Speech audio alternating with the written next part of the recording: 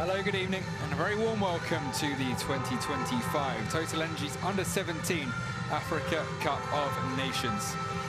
And tonight we are in Casablanca for this third place playoff tie between the Côte d'Ivoire and Burkina Faso. The Stade Larbi Zaouli, not quite full to its capacity of almost 20,000, but there are some travelling fans there hoping to see their teams, their young players, finish the tournament in the right way, on the right foot, and with the bronze medal on this Friday night on Morocco's Atlantic coast. Top prize is no longer up for grabs. That will see Morocco and Mali meet tomorrow. But best of the rest is still available to these two. And look at how they got to this point. Impressive start from the young Ivorians, who finished top of Group D with 7 points after a 6-1 win over the Central African Republic, a goalless draw with Angola, and a 4-2 win against Mali. Now in the final, might frustrate them a touch into the quarterfinals. They needed penalties to get past Senegal after another goalless draw, and there would be another goalless draw 3 days ago against the host Morocco. This time they were on the wrong end of the penalty shootout, losing 4-3 to the home team. This is the first time Côte d'Ivoire have been involved in back-to-back 0-0 draws at the tournament. We might get some more entertainment this evening with less at stake, and against a team who have scored a lot of goals over the course of the competition. Here are the young Burkina Faso players. They had a perfect start with 9 from 9 in their group. 3 wins against South Africa, Egypt and Cameroon, and a 6-1 win of their own against Zambia in the quarters, but beaten 2-0 by Mali and reduced to 9 by the end of the game. This pair will go for bronze.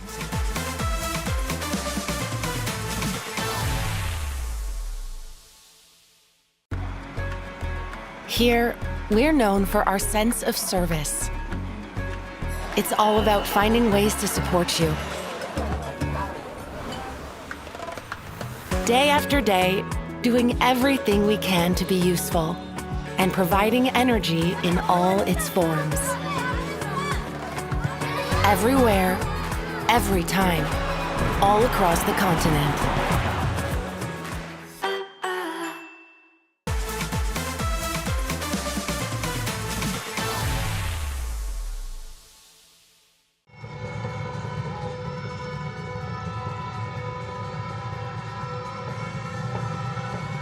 Two sets of the young first 11s heading out onto the Casablanca turf now.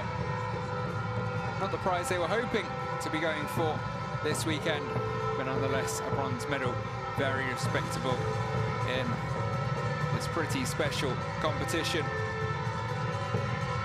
Unfortunately, familiar territory for them both in a third place playoff. And the same as it was 2 years ago for the Burkina Faso side. We'll take a brief pause now before we get underway as the two countries' national anthems play out.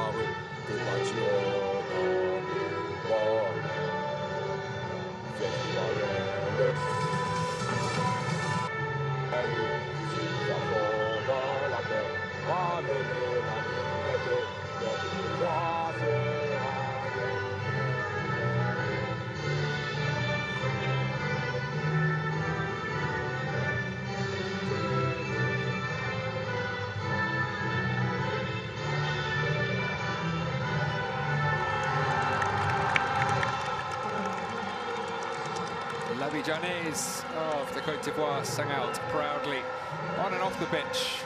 Now over to the Burkina Faso players.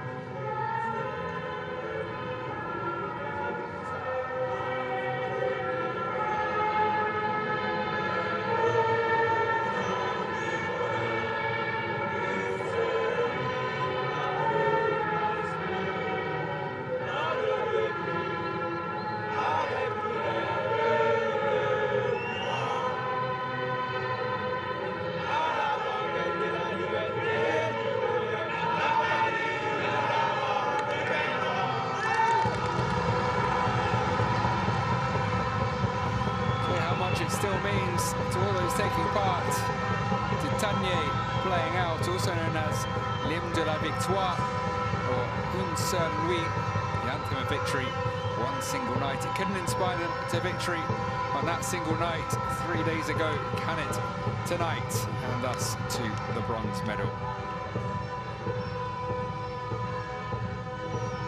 Well, here are the 11 chosen by Basariki Diabite.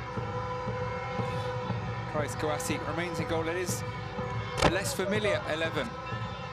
Some of the lesser used players throughout this competition getting their chance to show what they can do. Be Junior Zai and Brulai Cisse will lead the line for the Côte d'Ivoire. Bomba and Nguesson on the wings. Koidio Fofana in the middle with the back four of Soro, Diarra, Silla and Doumbia. Christ Kouassi remains between the sticks though for the Côte d'Ivoire.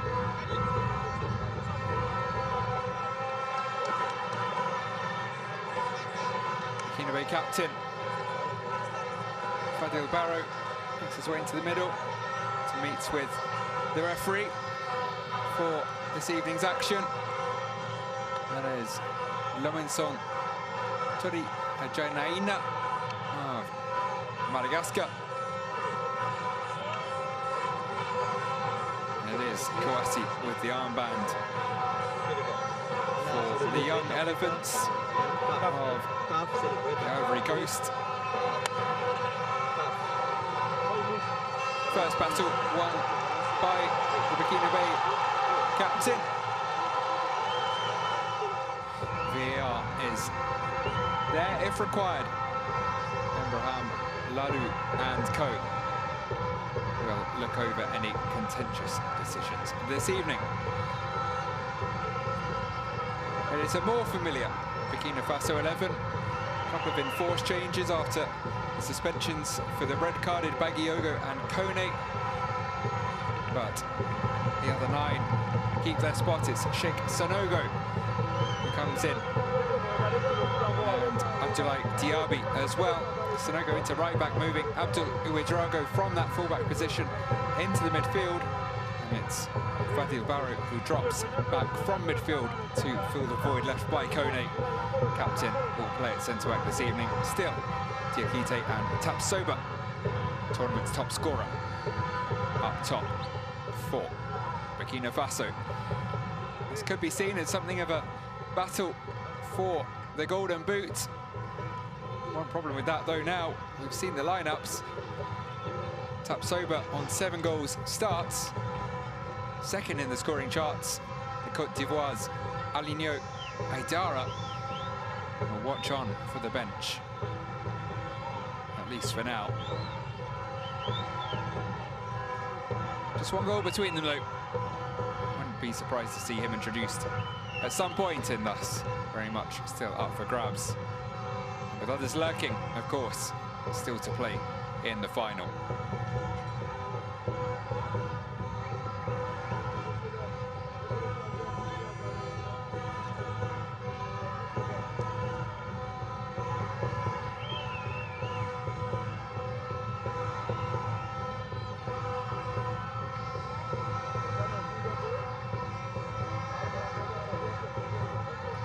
Final moments before we get underway here in Casablanca. Here comes the countdown.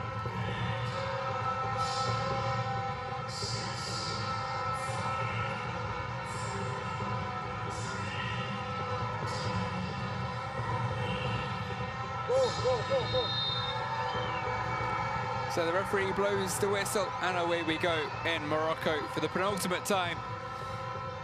Third place playoff, not the top prize, but the next best on offer here at the Total Energies CAF Under-17 Africa Cup of Nations. Côte d'Ivoire take on Burkina Faso for the bronze medal. The Ivorians in their traditional orange, shooting from right to left as we watch on in this first 45. Burkina Faso in their similarly traditional green with the red trim. There is Fadil Barrow in that less familiar centre-back starting position. He's a pretty versatile young player, though. Suspended himself on match day 3.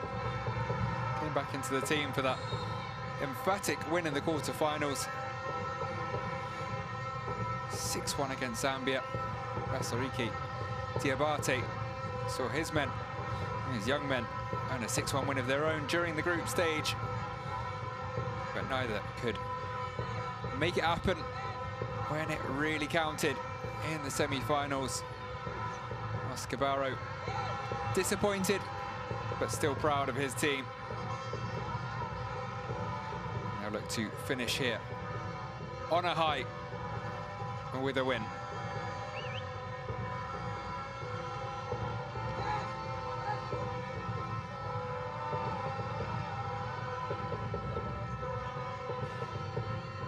Burkina Faso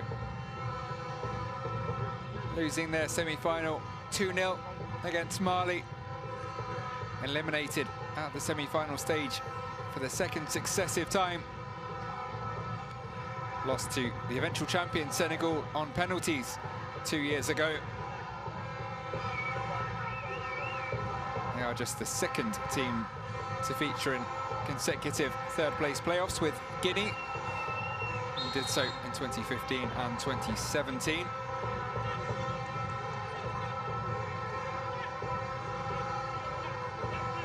And it is their third in total. Also took part in the 2009 third-place match, and they won both of those previous bronze medal battles, beating Mali 2-1 last year, side which knocked them out in this edition, and Malawi in 2009 3-2, most goals ever scored in this match.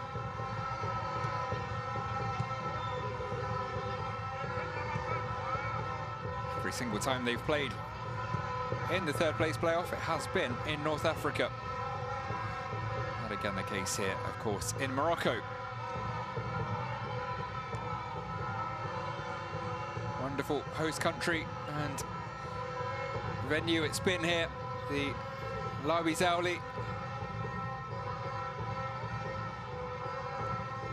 15th edition, or 20th, if editions without hosts are included, of what has always been a biennial youth tournament.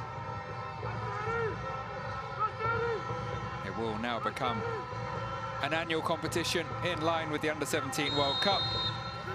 Of course, also serving as the qualifiers for FIFA's Under-17 World Cup. The top 10 sides this time representing Africa at the global tournament in Qatar in November, up from just 4 last time. So Burkina Faso will go to the biggest tournament in under-17 football again, as they did 2 years ago. Côte d'Ivoire will return for the first time in a while. First attack here from the Ivorian. Cissé tries to force the ball into the middle, finds Issouf Dabo in the way.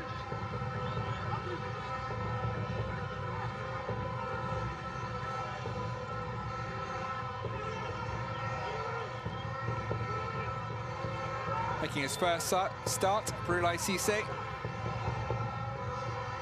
16-year-old born on Valentine's Day, looking to break the hearts of the Burkina Faso fans in the stands.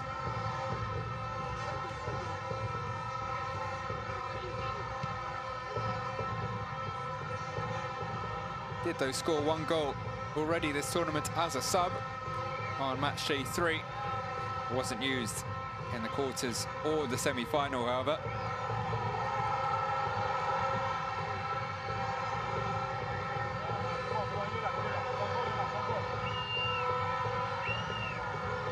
Still, on goes the Burkina Faso left-back, Mikhail Koulibaly.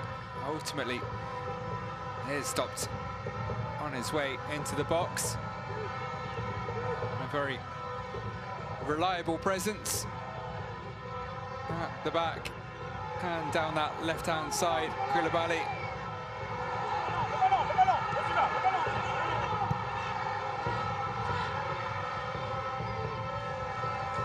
There is Sheikh Sanogo, number 2, who's come in amid that reshuffle after the double suspension in the Burkina Faso squad. Playing not just his first start, but for the very first time, Sanogo in the tournament.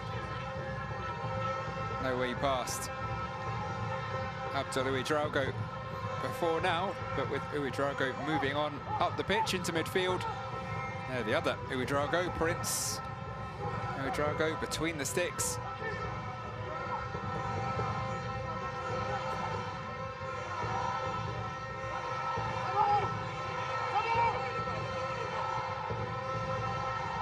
We have some goalkeeping to do here for the first time. Bit far out for a shot from Suelio Bomba, one of the younger players in the competition. Only turned 15 in December. He sent it in low, a little too low. Can't clear the Burkina Faso player on the edge of his own area.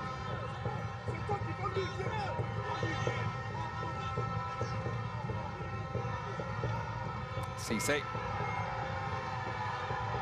Great strength, the Ivorian forward.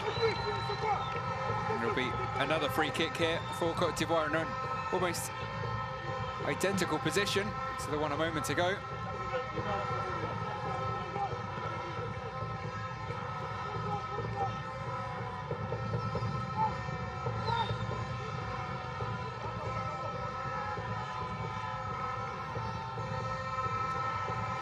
This time, though, it will be Kambu Fofana to take. That's a better delivery to a good area, still headed away, however, by Burkina Faso defender. And they'll look to break here through Alidou Diakite. He goes down. Teammates go on. Referee tried to play advantage, but with Tapsoba not able to do so, it will be pulled back for a free kick.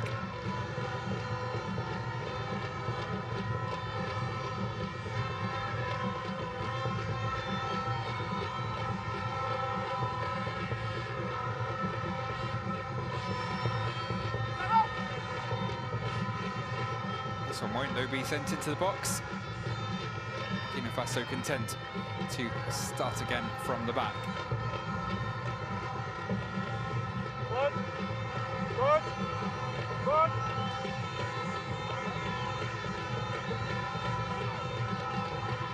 Yes, of course, these two will now both be heading to Qatar in November. It is the first of 5 under-17 World Cups in a row in Qatar from 2025 through to 29. Germany will be the defending champions, winning their first title 2 years ago. And that's the 40th anniversary of the Under-17 World Cup.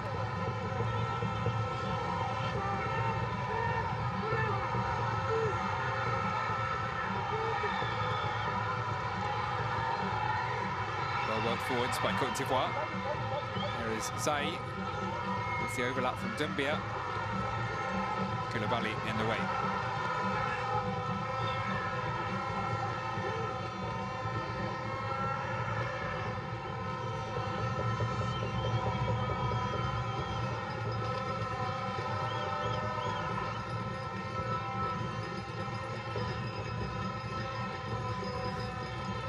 In that most recent Under-17 World Cup, it was Mali who went the furthest of the African nations, all the way to the semi-final. In fact, beaten there by France 2-1.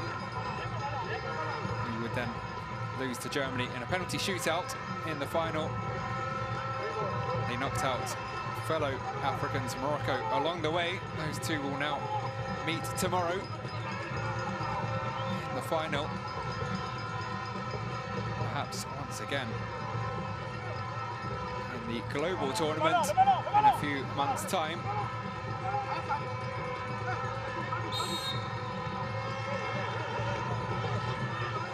For the Burkina Faso side, however, they fell at the group stages, third in Group E behind France and the United States, having beaten only South Korea from their 3 group games.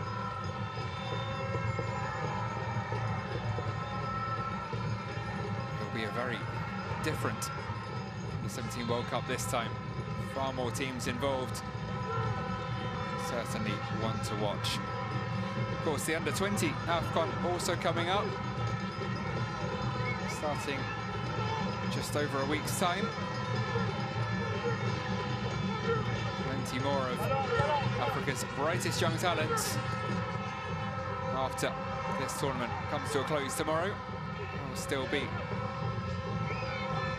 on show over the next few weeks.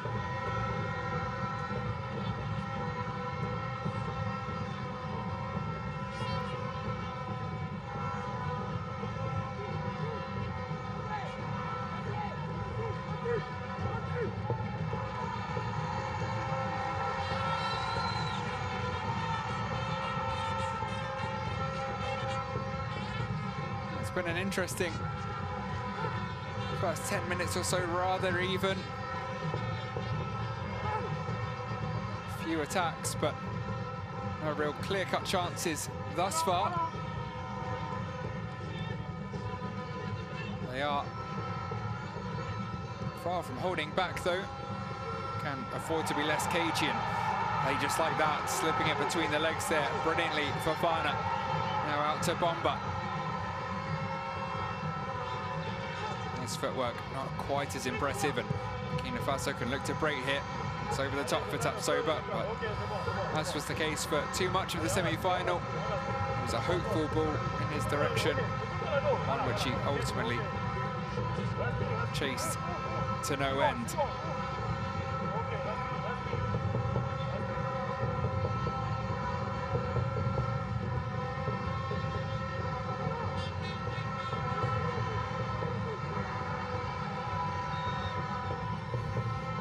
Tapsoba going for that top scorer honour.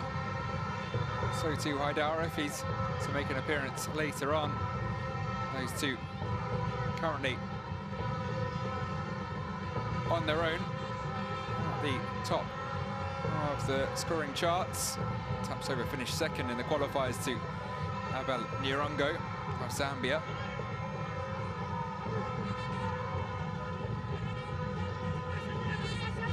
Third place currently Ziad Baya, who will of course play for Morocco in the final tomorrow.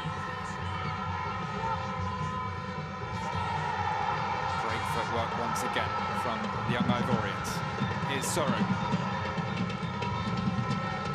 runs into Sanogo, but got another chance with the throw.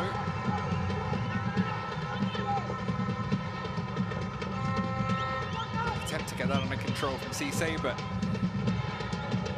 didn't quite manage it. Slipped through nicely for Soro.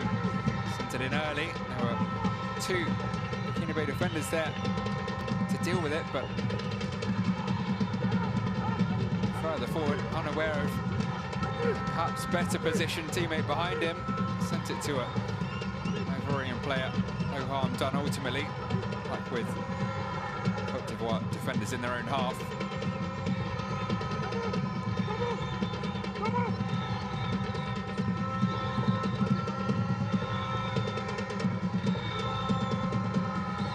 That top scorer award can be a sign of great things to come as Tapsoba makes his way towards the edge of the box here. Diakite, the misplaced pass, doesn't find Youssouf Bara.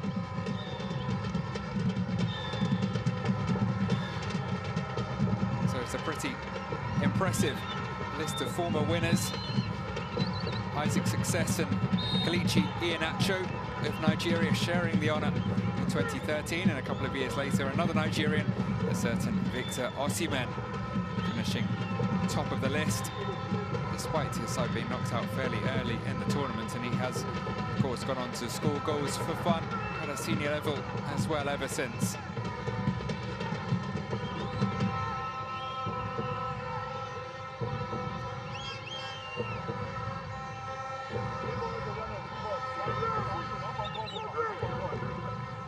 That's a rather impressive tally for Nigeria, for everyone at a senior level. 26 goals in 40 appearances for Osimhen.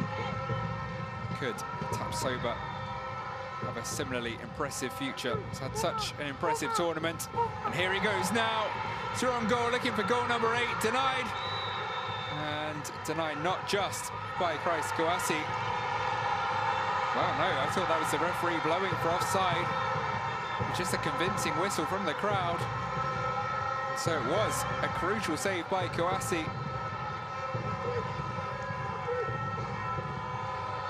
Not many keepers have been able to stop Tapsoba.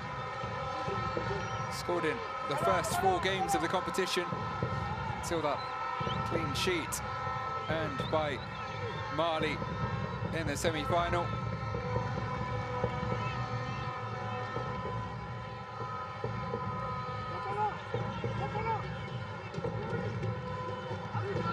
Yes.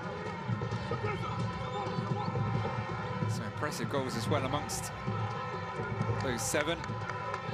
Long-range cracker to seal the win against South Africa, as well as the assist for Youssouf Bara. The second in the opener against Cameroon came from the halfway line. Surely not just potential top scorer, but goal of the tournament as well for the 15-year-old. Only turned 15 a couple of weeks ago as well. Superstar in the making, Ashraf Tapsoba. Showed no signs of nerves. With the continent watching, Arsene Wenger watching his previous 2 games, this can be a stepping stone to the biggest clubs in the world. His youth competitions, the AFCON, the World Cup. We'll see how he fares in Qatar in November. There was 2 shots on target. Great save, particularly the first time from Kouassi. Did well to get back on his feet as well. Defenders on the line, shouldn't have made it past him. Made himself big. Tapsoba will have to wait. Divine intervention from Christ Kouassi.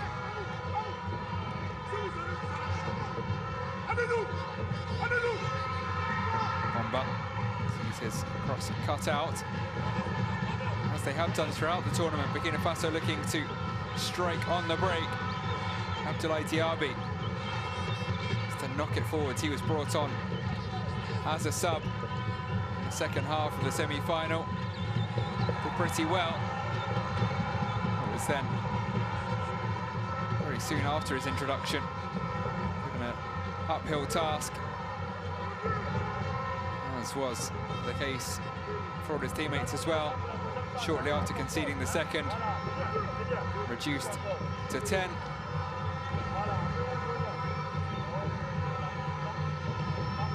Rather capitulated late on. Burkina Faso youngsters against Mali. Ali Kone sent off 3 minutes after Mahamadou Traoré all but secured Mali's advancement to the final, and then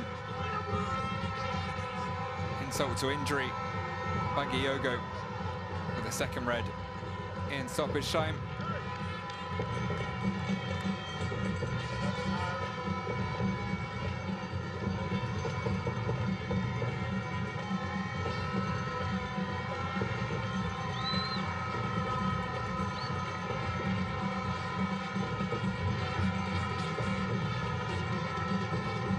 A sixth semi-final for Burkina Faso.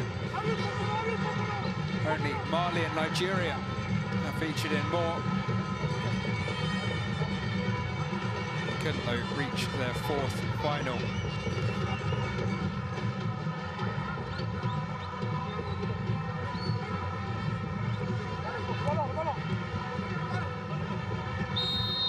Diaby getting to the ball first and earning a free kick there, caught by Umar Soro, who expresses his sorrow to the referee and stays out of the book.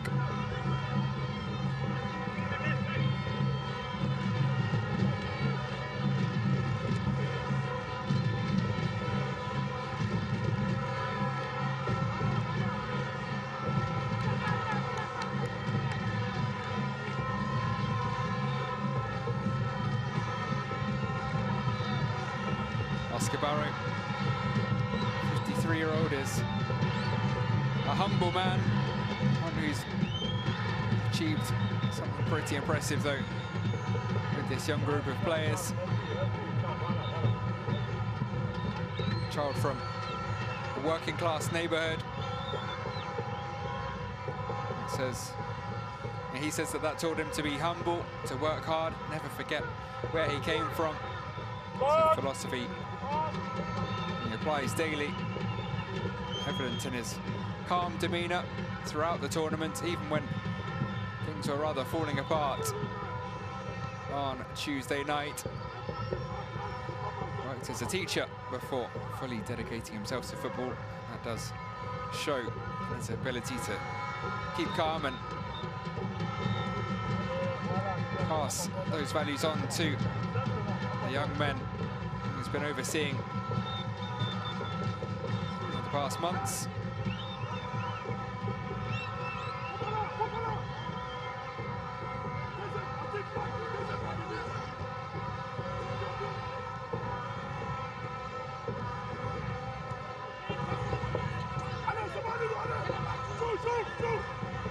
With a decent spell of possession here, forcing the Burkina Faso players to do all the running. Tapsoba and Diakite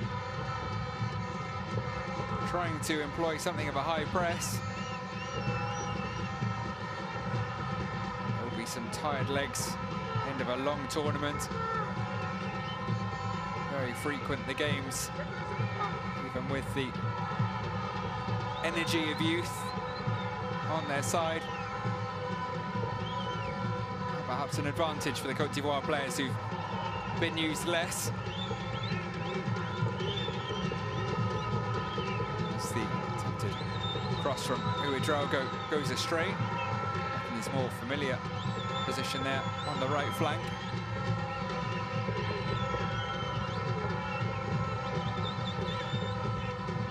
Saliki Diabate also watching on, also similar character to Oscar Barrow. Never shouts, just corrects, adjusts, reassures. Another with a calm demeanour on the sidelines. See, it is his team who have been having the better of this first half thus far, the first quarter of this game, which is ticked on past now. Double the number of passes of their opponents. Biggest chance thus far, though, did go the way of those in green. And the man they'd have want to see that chance fall to in Tapsoba. Couldn't find a way past Kouassi, though.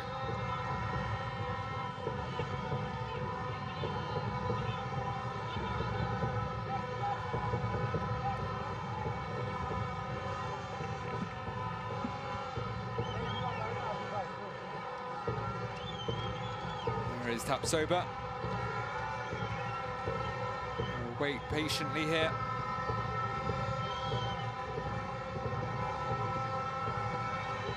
For another opportunity, perhaps, from this free kick.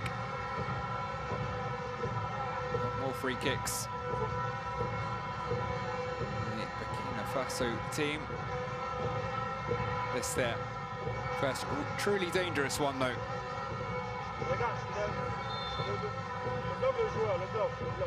It's a pretty warm evening here in Casablanca. So the sweat dripping off Abdoulaye Diaby. It's not nerves, though. Cool and composed. It's the humidity here in North Africa. Diaby, that was into a very, very dangerous area there, just on the edge of the 6-yard box. Mohamed Fofana was lurking behind. Had to be put out to safety. Heading goalwards. Cross-come shot there, really, from Diaby.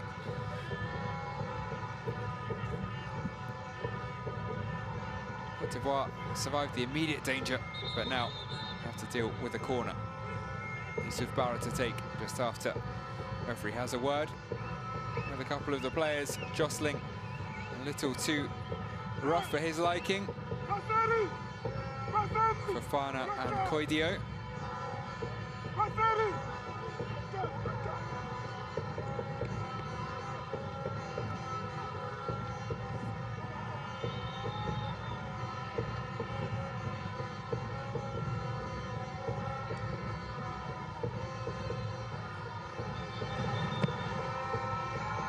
Looped in by Barra. Kouassi gets there, but on the rebound, Burkina Faso get the opener. And it's Alidou Diakite, who is head over heels to put his side in front. After 90 minutes of frustration against Mali on Tuesday night,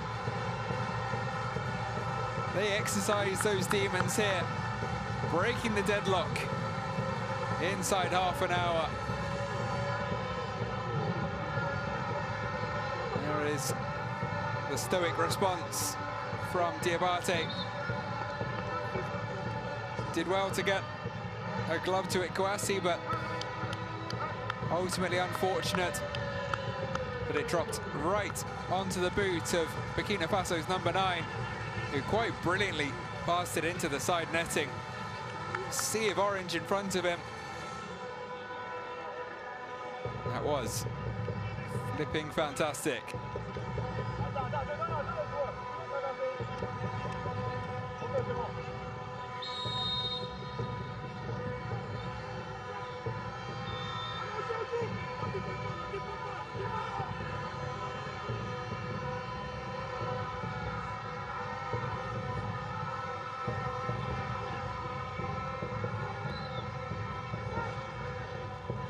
Go, the deadlock broken.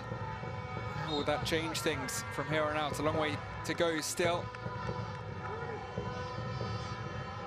First goal often energizes a game. After the first half an hour here has been lacking in energy.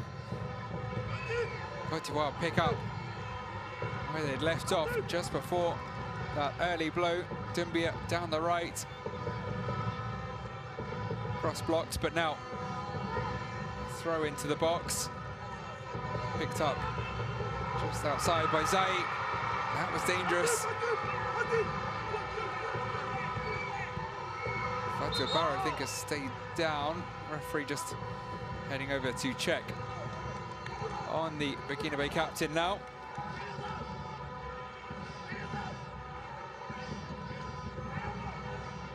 Great delivery in from Doumbia this time. Glancing header, quite enough on it. See nestle rather in the bottom corner.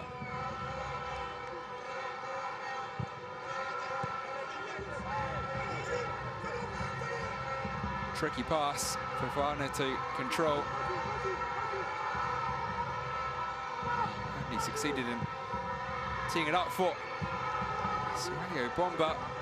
Shot from a long way out. Did curl away. Wondered from this angle where it was going for a second.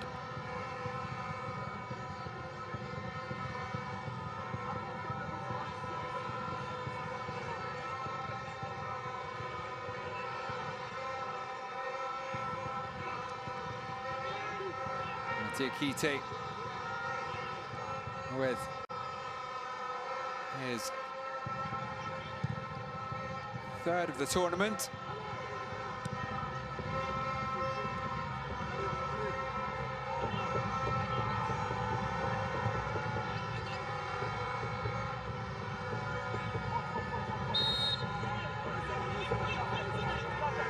Wasn't to use to hold him particularly large amount in the group stages. Just 85 minutes. But then brought in for the quarterfinals, scoring twice in that 6-1 win against Zambia. Frustrated alongside Tapsoba and co in the semi. Might have another opportunity here. Held up by Tapsoba. Calmly done. He picks out Sanogo. Looking for Diaby. Soro was on it and then pulled back. A little cynically by Issouf Barra, who enters the book.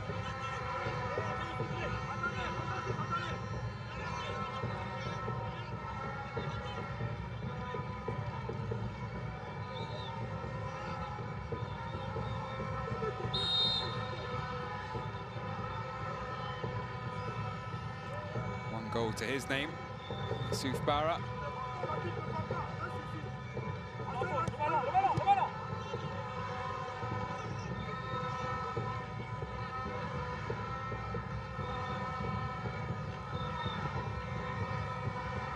Turned 16 last week, Barra.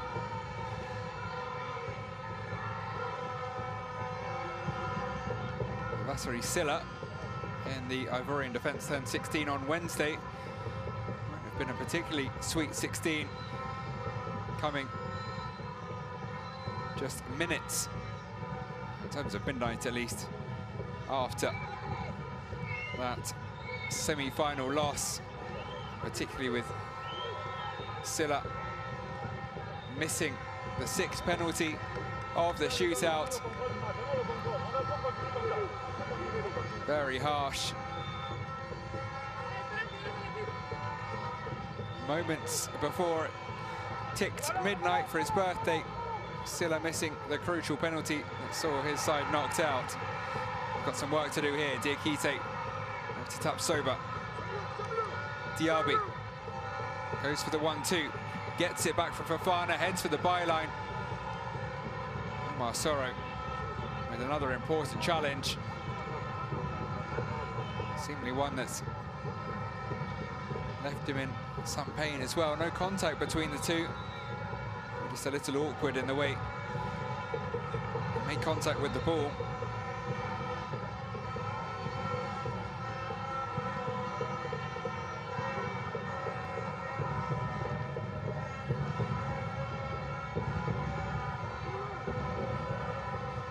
It's the other fullback, Doumbia. on the right-hand side of defence that missed the second penalty in the shootout for the Côte d'Ivoire. Yanis Touali, who missed the opening one. He looked to be heading out until Wazan, who's been a superstar in this tournament for Morocco, missed the penalty that would have seen them secure their spot in the final in the regular shootout, but once they went to sudden death, Morocco scoring and Silla with the miss.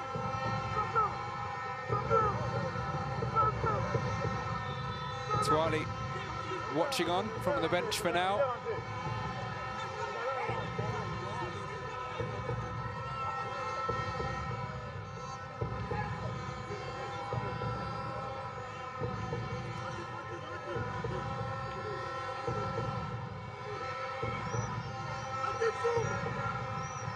Might be Côte d'Ivoire with fewer minutes overall, with more underused players thus far, but no one making their debut, unlike Sheikh Sanogo for Burkina Faso. Elvis Nguesson played just 25 minutes, one appearance, earned himself a yellow card in that short time. Côte d'Ivoire's number 8 in midfield. More impressively, Cissé scoring his 2 goals in just 33 minutes across 2 previous appearances.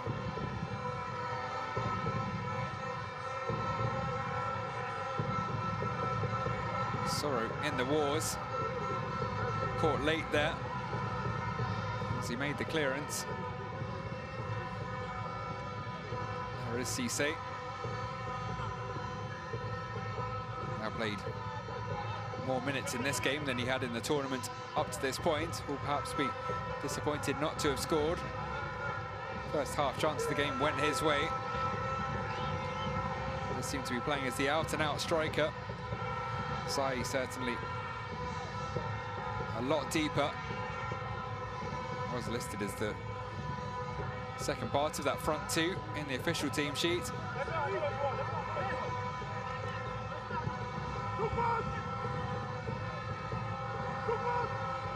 Fofana. Both number 6s on the pitch. Named Fofana, Kombu for Côte d'Ivoire and Mohamed for Burkina Faso. Former runs into trouble. The potential Ivorian attack comes to nothing. Started the better, but Burkina Faso asserting their authority. Looking high on confidence now after producing the opener. Great speed of Abdoulaye Diaby on show there. Impressive acceleration.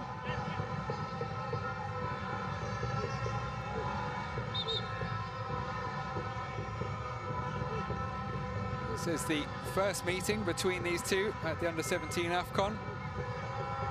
Quite surprisingly, considering their heritage in the tournament, number of appearances, both former champions.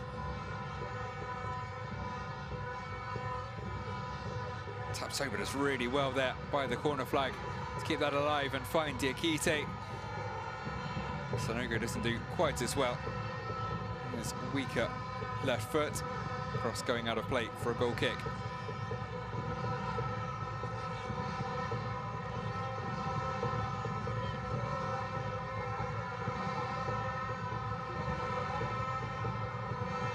Côte d'Ivoire and Burkina Faso, one-time winners of this competition. A former in 2013. 2 years, one edition after their opponents today. Burkina Faso doing so in 2011, beat hosts Rwanda 2-1 in the final that year, despite having lost by the same scoreline when the pair met in the tournament opener. Big name in that young squad as well. Bertrand Traoré scored 3 during the tournament.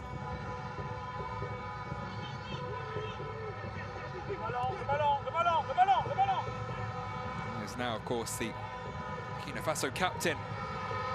Over 80 appearances, over 20 goals. for the Stallions. Played for big clubs around Europe, including Chelsea, Ajax, Lyon, Aston Villa. Currently at Ajax.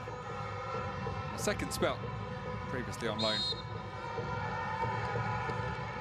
Focusing on the current young Burkina talent.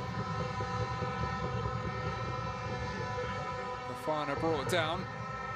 Needs some assistance, as does another young man in orange. Couldn't quite see who it was. Well, presumably, it is. It might be a Côte to that collision with Tapsoba.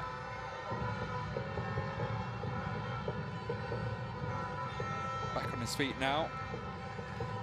Was previously used as a left back in the tournament. Côte moved into midfield like Ouedraogo. On the other end of the pitch from full-back to midfield, both faring pretty well thus far. Barrow will get us back underway with a free kick. Less under 5 minutes to play in this first half.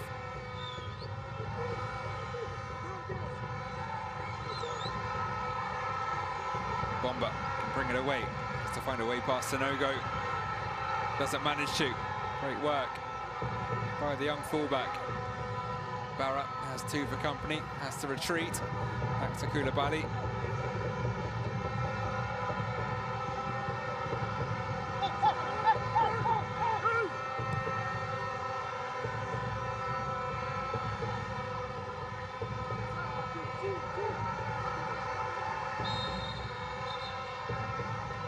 Second yellow card of the evening will be shown to Fofana.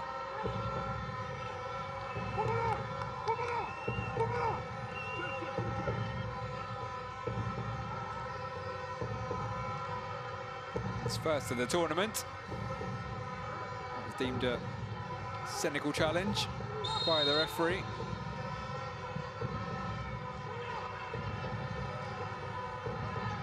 Bays 6 and 7 now in the book.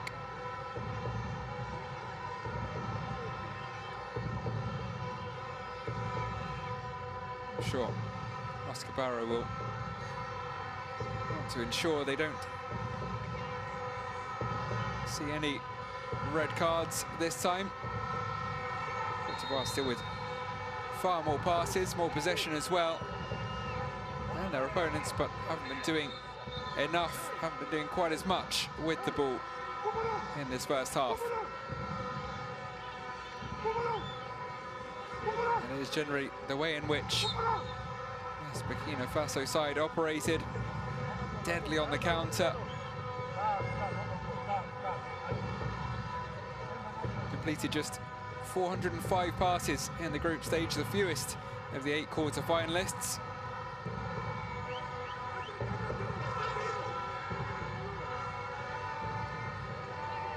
Changed rather when they had over 300 in the quarter-final and that thrashing of Zambia. Nonetheless, you can see once again, happy to sit back, use their pace, trickery on the counter.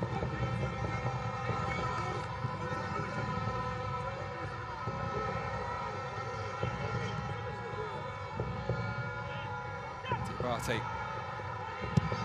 Plenty of instructions. Might be needed here. Tapsoba making the run. Diakite couldn't pick him out. Had to be a perfectly weighted pass. Wasn't quite good enough, but it remains with Burkina Faso. Barrett as well. So too, though, can't find the final pass.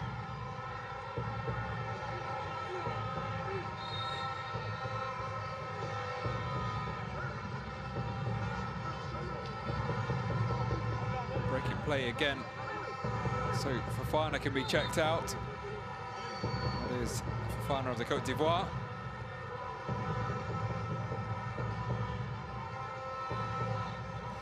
Nasty collision there with Barra. And Burkina Faso getting the ball, but on the follow through, landing on Fofana will sting.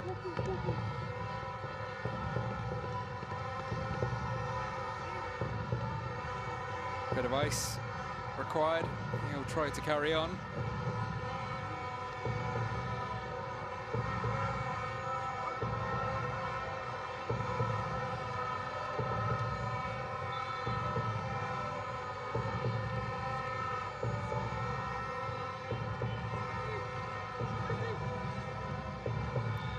Young and old watching on. Would have enjoyed a thoroughly entertaining first half, just the one goal. Could be more though in 4 minutes of additional time. Certainly time for one more clear-cut opportunity at either end.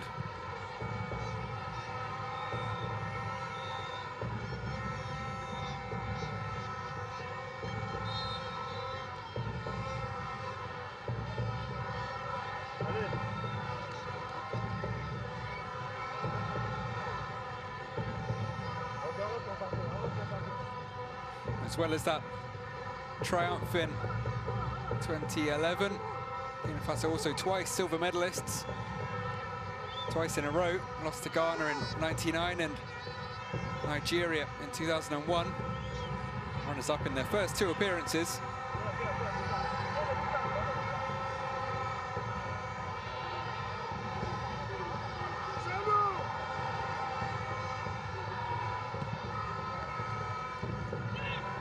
Winning it deep in Ivorian territory there. Sanogo's cross dealt with.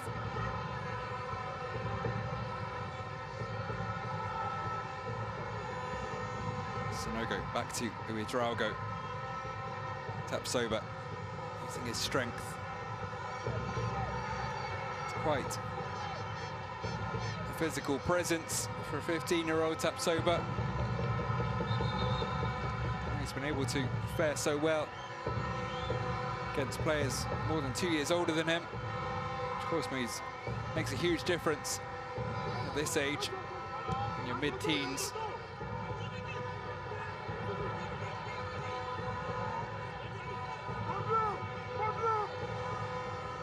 Diaby, Fofana gets it back. Sanogo will make the run. It's hopeful more than anything. It's given away by Abdul Ouedraogo. And Gesson gets there and will keep battling for it. Koulibaly not about to let him have his way, but is forced to put it out for a throw.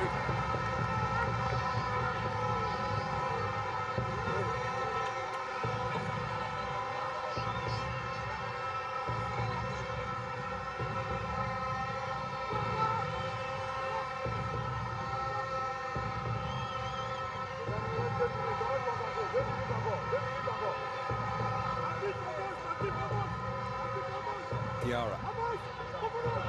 Back to Kouassi. Slip there. Tikita as he continued to fulfill that thankless task of chasing around on his own. Ouedraogo well off his line to that loose ball. Been a really solid performer the first 4 games. Prince Ouedraogo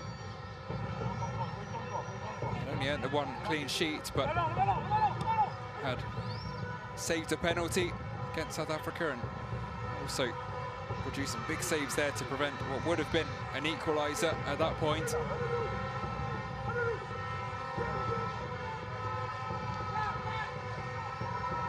And then will have been disappointed with his semi-final performance. Arguably culpable for both goals. Got a decent hand to both. First one particularly, he will likely feel he should have done better with, parrying it into his own net.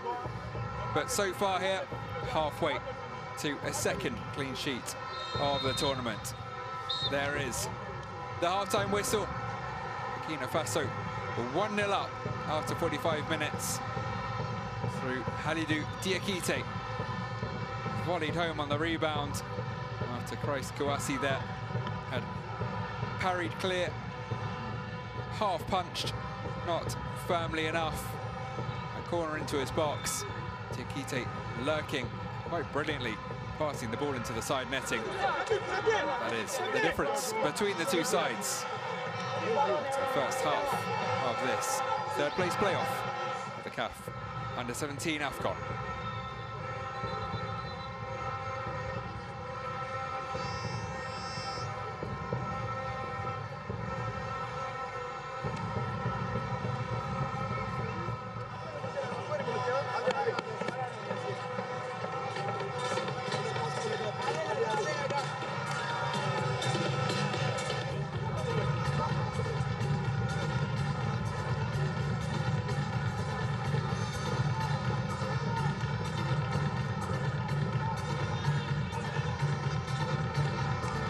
Sun has gone down in Casablanca. Look over the stunning Abi Zaouli Stadium. The sun may have gone down on these two sides' chance of winning this tournament, but you can see why they made it to the final four, the way they played in that first half. Côte d'Ivoire with more possession, more passes, but it's Burkina Faso with the lead. Had more shots, just the one on target, but that one on target found the net. Join us in 15 minutes to see if they'll still be ahead at the final whistle.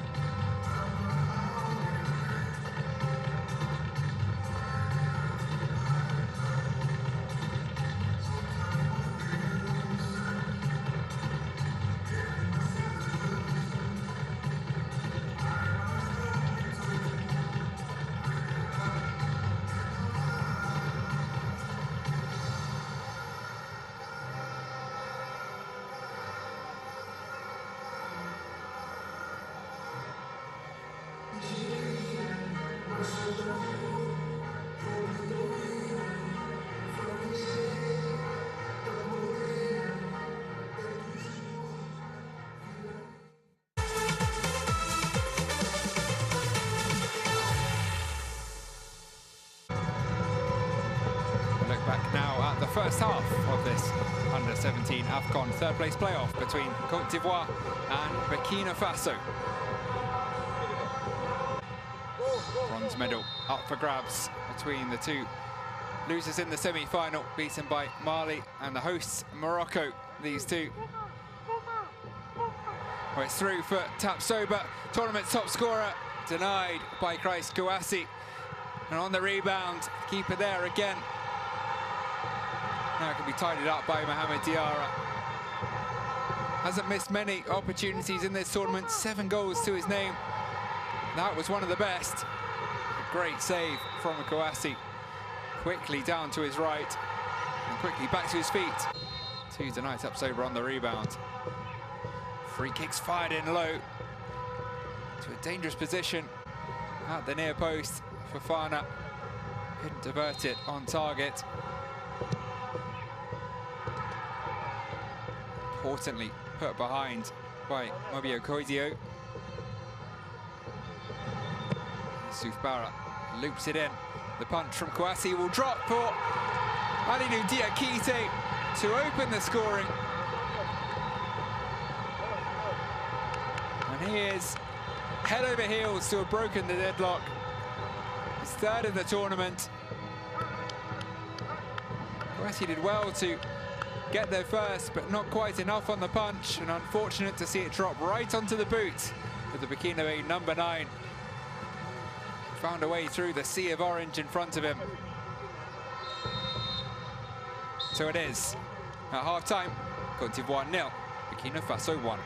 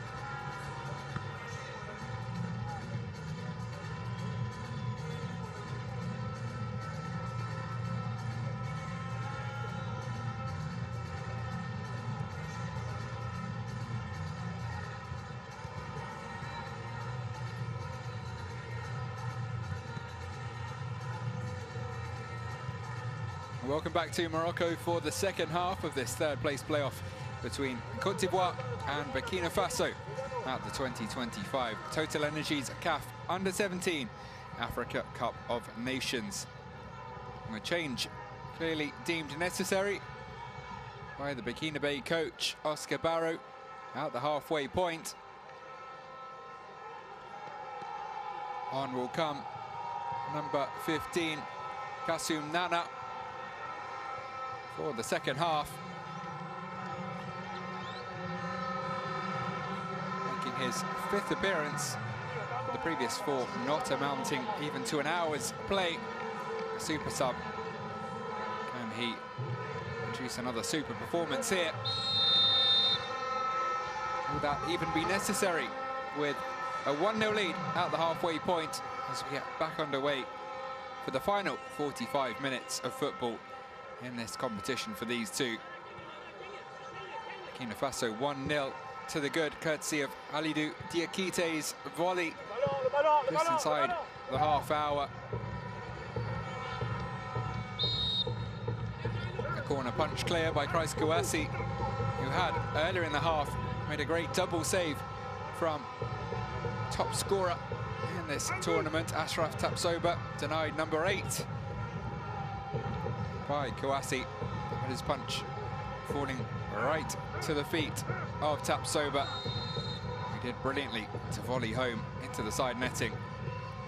Côte d'Ivoire with a free kick and a first real test for Prince Ouedraogo, but one he passes with flying colours and looks to set his team flying away. Quick piece of distribution as we cut back to the action. It is Burkina Faso throw inside Côte d'Ivoire half. On to Diaby. 2 for company, forces his way through right to the byline, kept it in as well, but gave away a free kick. Foul on Umar Soro. In the process of the third part of that tenacious piece of play. Soro's been in the wars a little. Recipient of a few fouls in the first half and another there. So there is Kassoum Nana, who will replace Souf Barra, a winger on a yellow card. Has given his all at this tournament. That will be that. Nana gets the final 45 minutes here.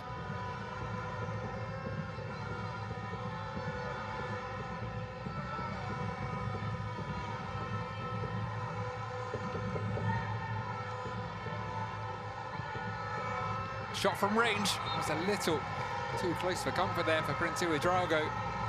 Bouncing awkwardly just in front of him. One, number 7, has made his way off at half-time. The other making his presence known. It was probably dropping wide from Suailio Bomba, but Ouedraogo couldn't take the chance and helped it on its way.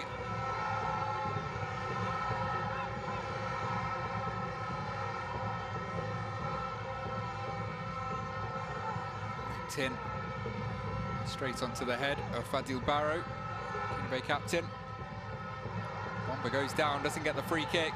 Here comes another Burkina Faso breakaway on towards Tapsoba. He's quick, not quick enough to get there before Soro. No slouch himself.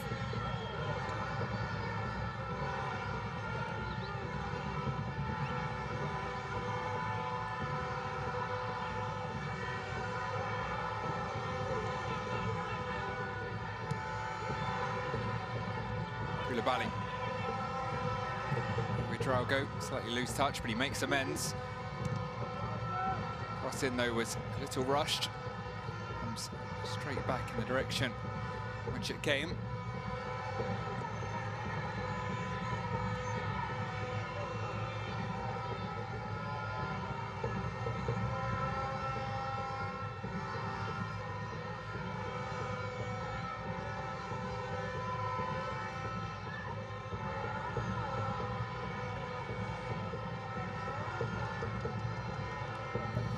Burkina Faso and the Côte d'Ivoire will both go level with Guinea and Mali on 3 appearances in the third place playoff here.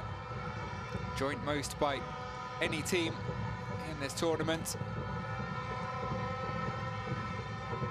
Once again, the bronze medal match. Producing goals has never produced a goalless draw. Only once in 2013 when Tunisia beat the hosts Morocco in this country 12 years ago. Was a penalty shootout needed to produce a winner. That one ended 1-1. Marathon shootout it was, 11-10. Eventually a way in which Tunisia prevailed. Côte d'Ivoire will look to ensure history repeats itself with another third place playoff in Morocco ending in a shootout. If not, Côte d'Ivoire win, of course. Follow along with the hashtag Total Energies AFCON U-17. Let us know where you're watching from, who you're cheering on, what you made of that first half. Kassim Nana trying to force his way out from the back. Running down something of a blind alley, though.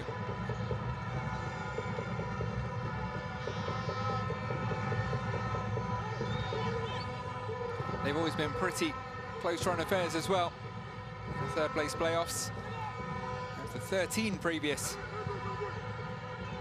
runnings of the bronze medal match, biggest margin of victory, only ever been 2 goals.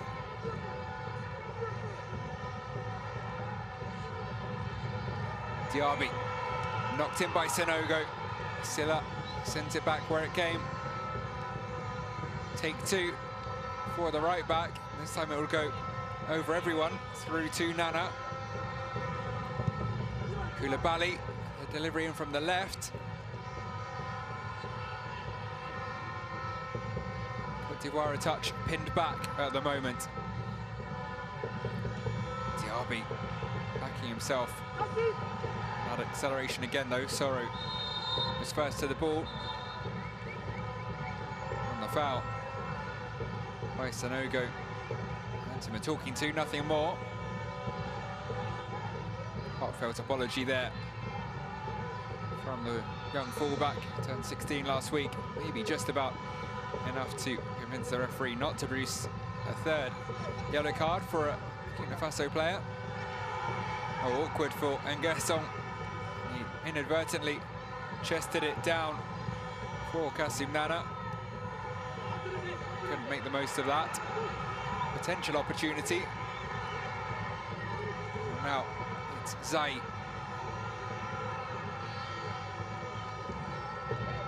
He's looking for Fofana furthest forward for Côte d'Ivoire. Midfielder quite on the same wavelength as Zai.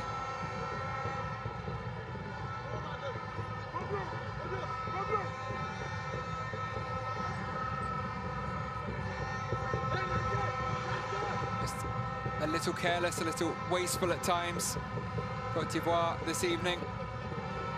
Case in point there. Nguesson needlessly sending it out into touch rather than returning it to Doumbia. Allows Burkina Faso the ball back.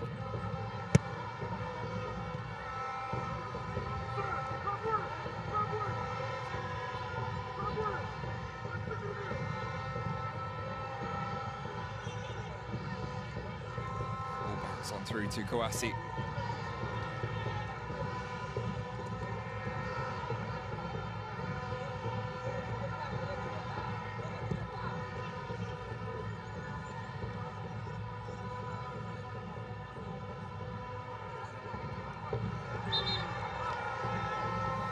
We're heading into this match.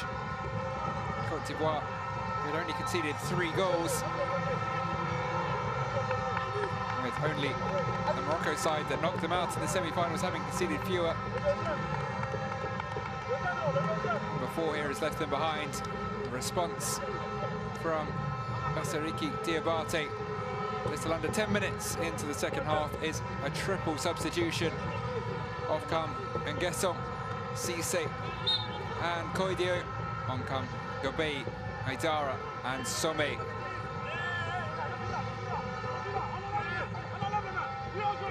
Only 6 young men on the bench for the Côte d'Ivoire this evening.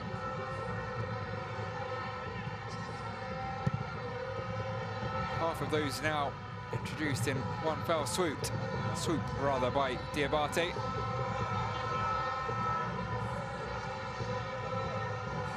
See if that has the desired effect.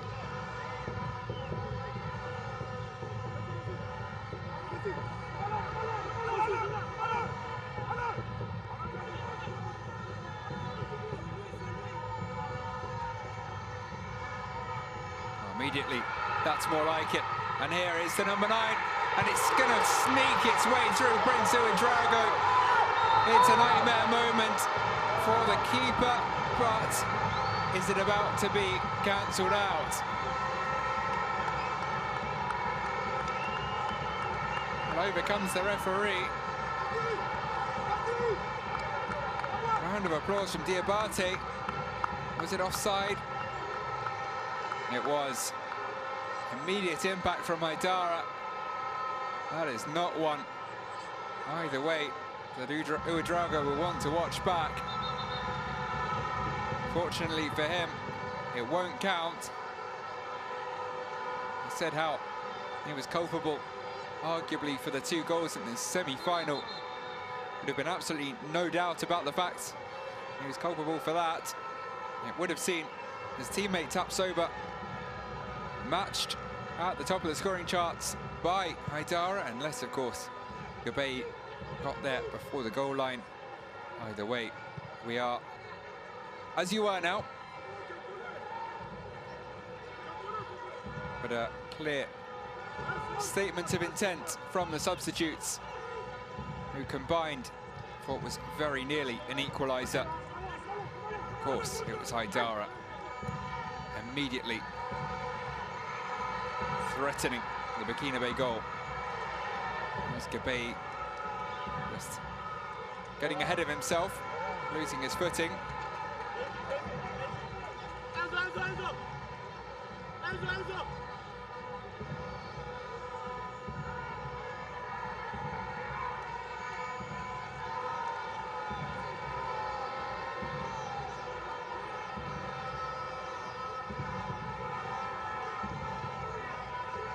Three of Haidara's 6 goals came from the penalty spot, but such a threat. See there, not quite timing the run to perfection, or at least along with the pass. Takes 2 to create a perfectly timed pass like that, running the defensive line. Suddenly, a far more dynamic front line for the Côte d'Ivoire.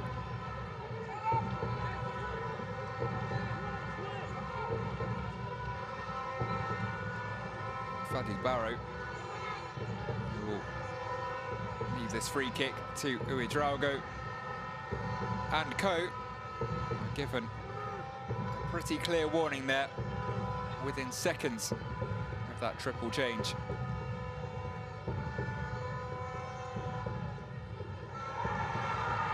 However, down the other end, it's the other number 9 in on goal. Diakite denied. Back to Fofana. He, though, is crowded out. The game suddenly stretched. Fresh legs of the Ivorians are going to up the tempo here. Bomba lets it come across him. Sanogo just about getting a toe to that one. Bomba tries to take it quickly. The referee's over to check on Burkina Faso's number 2. Seemed to have done himself little damage with that stretch. Make sure he got something on the ball.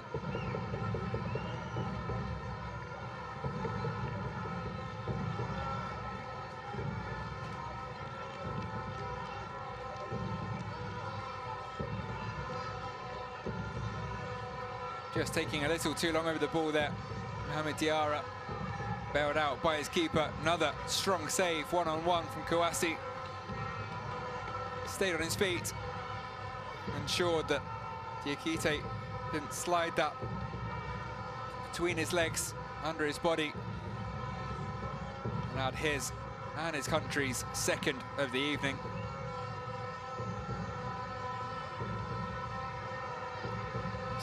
Barra looking a little animated by his standards on the sidelines.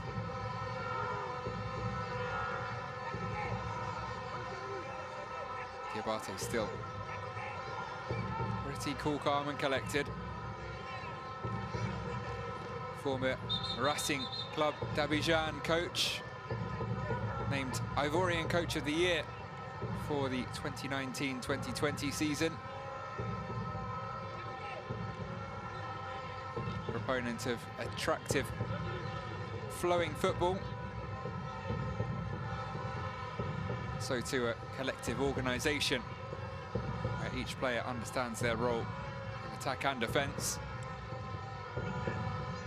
Another shot of Diakite's carefully guided volley, which remains the difference between these two at the hour mark.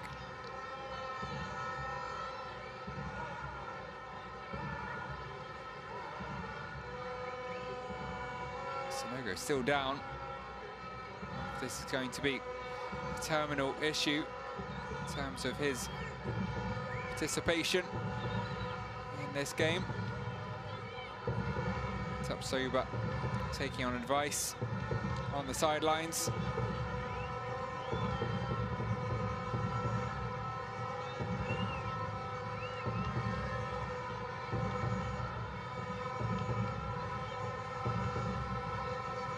Nine goal contributions in all for Tapsoba, 7 goals, 2 assists. He's involved in 3/4 of his side's 12 goals, before Diakite's 13th here this evening. Unlucky for some, unlucky on this occasion for the Côte d'Ivoire. In particular, Chris Kouassi back underway now.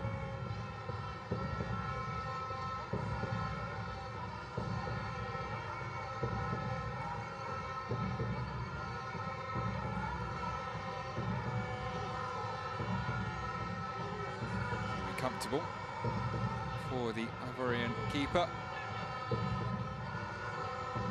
Says he calls Diabate his head coach Dad. Affectionate nickname, a telling one. Clear the bond with his players goes far beyond the pitch for Diabate. Kouassi said in an interview days ago, he's always there for us when we lose, when we doubt ourselves. He supports us, he believes in us even when we don't believe in ourselves. They need to find some self-belief here for the final half an hour, but it looks like they are doing so. Great work again for Fana. Tees it up on the edge. Just took a little too long over the shot though there. Some Adama.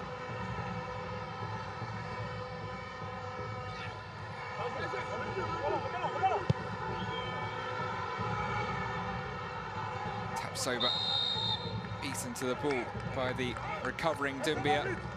Still full of running. The ASEC Academy prospect. Both he and Bomba are part of the ASEC Mimosas setup. Ivorian club, of course, knocked out by Moroccan opposition of the Confederation Cup a week or so ago. RS Berkane beating them 1-0 in each leg of their Confederation Cup quarter-final.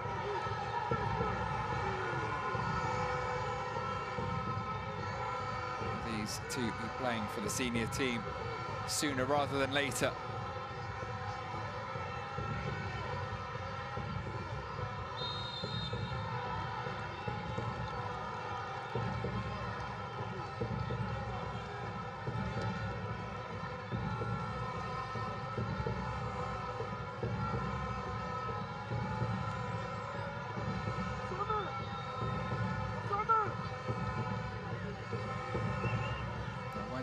down there, Bomba.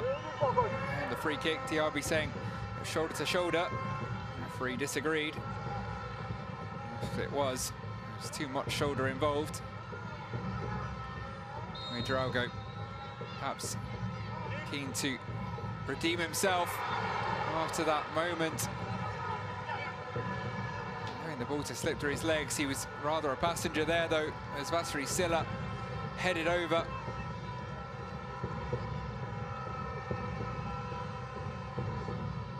Did well to find the space, get ahead of Darboe.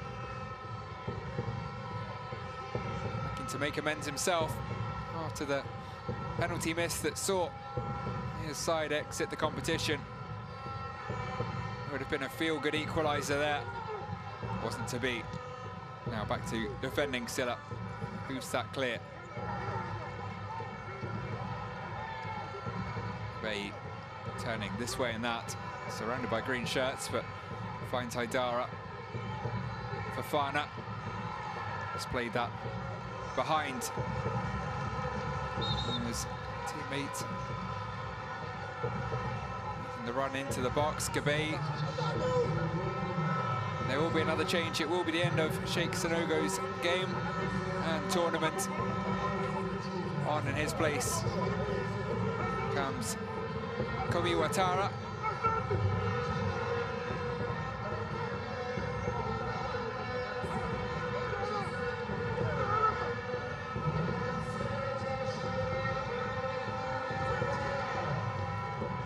Making his first appearance, just like the man he replaces at the tournament.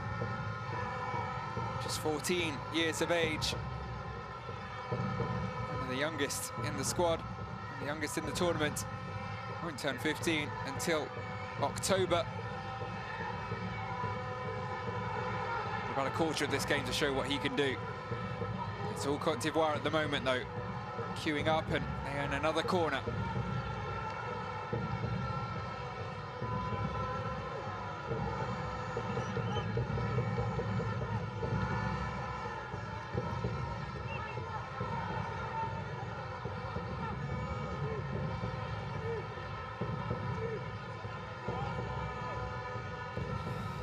Up very quickly, though, back in the Ivorian half.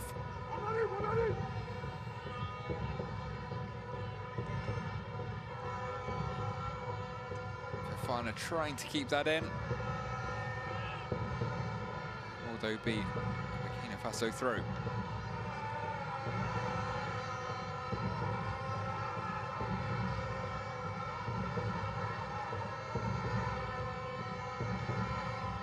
Winning back quickly. Laid out left by Zai. They fancy another test for Ouedraogo here. Shot from range this time, though, from Bomba. It's a little too optimistic. Opened up his body. Rather rushed the shot.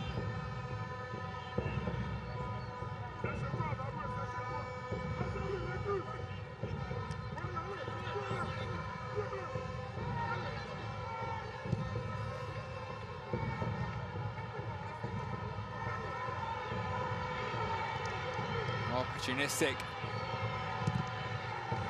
Callum Ford almost paid off there.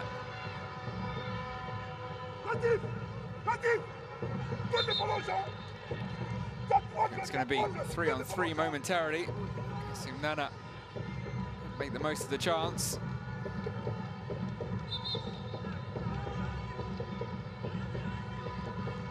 Puffing out his cheeks, clearly put in a fair old shift already. Another coming together between Soro and Diaby.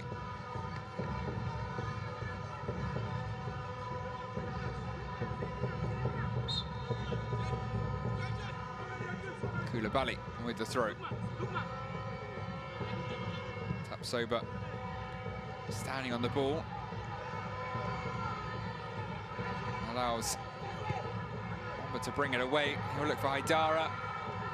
Good tracking back, though, by the captain. Fadil Barrow leading by example. Does, though, have to put it out for another corner.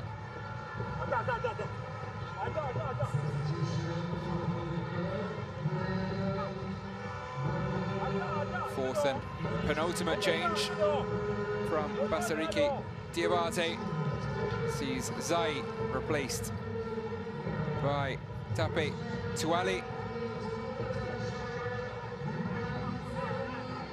18 off, 19 on.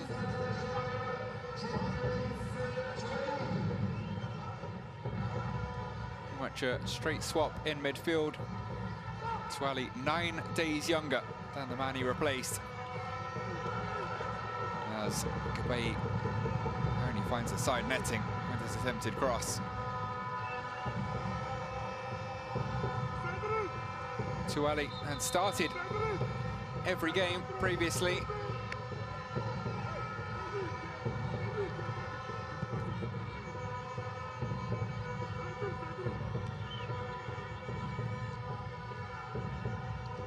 After goal in the opening game, the 6-1 win against the Central African Republic. Late on, 88th minute, icing on the cake. Picked up a knock in the second, 2 assists in the third. Scored the opening penalty in the quarter-final and the semi-final. I have to say, he's played his part in this run to the third-place playoff. And he helps secure bronze here. Zambia's cross is dealt with by 2 or 3 Bay defenders. Barrow and Diakite get back to their feet. Number 9 back defending and wiped out by his captain. That's the thanks you get for backtracking. Putting a shift at both ends. Alidu Diakite, only goal of the game, looking to ensure it proves to be the winner. Barrow heads it clear. That was very nicely taken by Fofana, but it comes straight back towards the Burkina Faso box. Free kick taken quickly. Bit of space here for Doumbia. Took too long, trying to pick out the perfect cross. Might get another opportunity. That's always going to be optimistic, trying to run clean past Mikhail Koulibaly.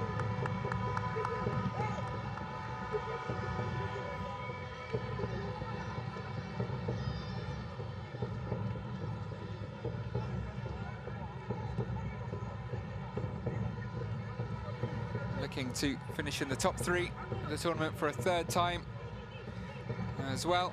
Côte d'Ivoire did so in 2005 and of course the title in 2013. Managed a 1-0 win in the bronze medal match against South Africa in 2005 and lost to the Congo in 2011. Their 2 previous 3rd place playoffs.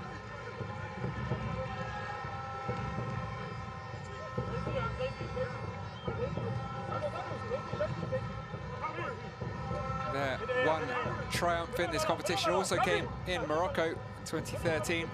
No particularly big names in the team.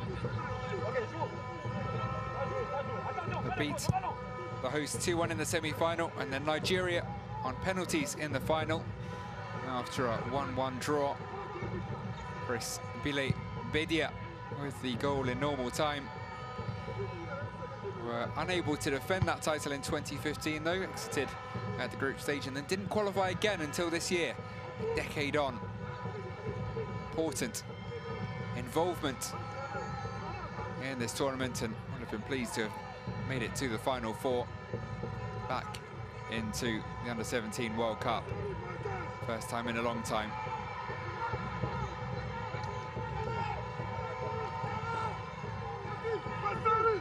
Doumbia. It's in a left-footed cross, it's going to sail beyond everyone, even Bomba at the back post.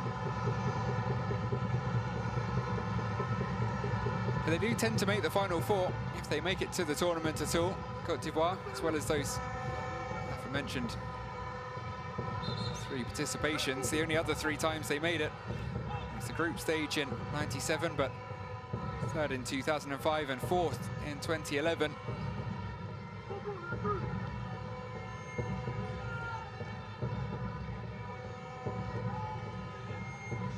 Once again to the semis here. Not able to quite match up to their senior counterparts. Of course, the most recent senior AFCON won by the Côte d'Ivoire on home soil.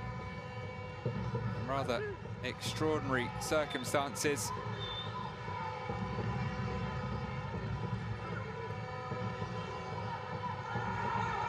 Horrible group stage campaign. Saw them on the brink of elimination. And saw head coach resign as a yellow card is handed out there to Som Adama.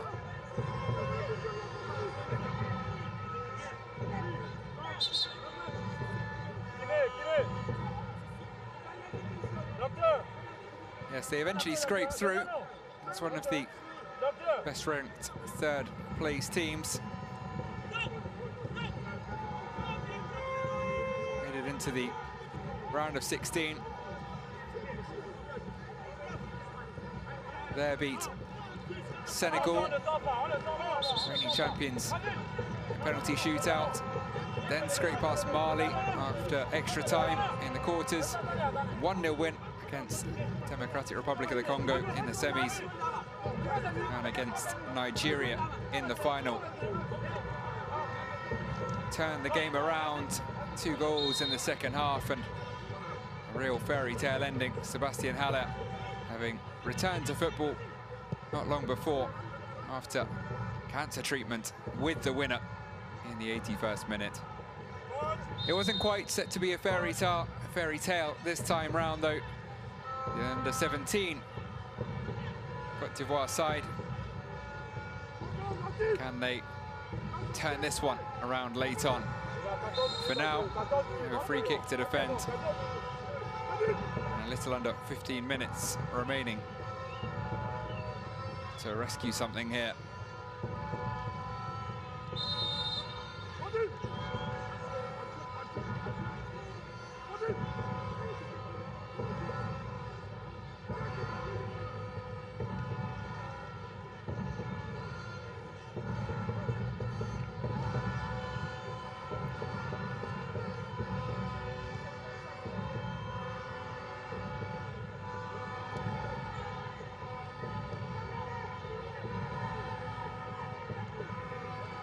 Shot from an acute angle, doesn't remotely worry Ouedraogo. After that strong spell for 5 or 10 minutes, yeah, energy is just fizzled out a touch for the Ivorians.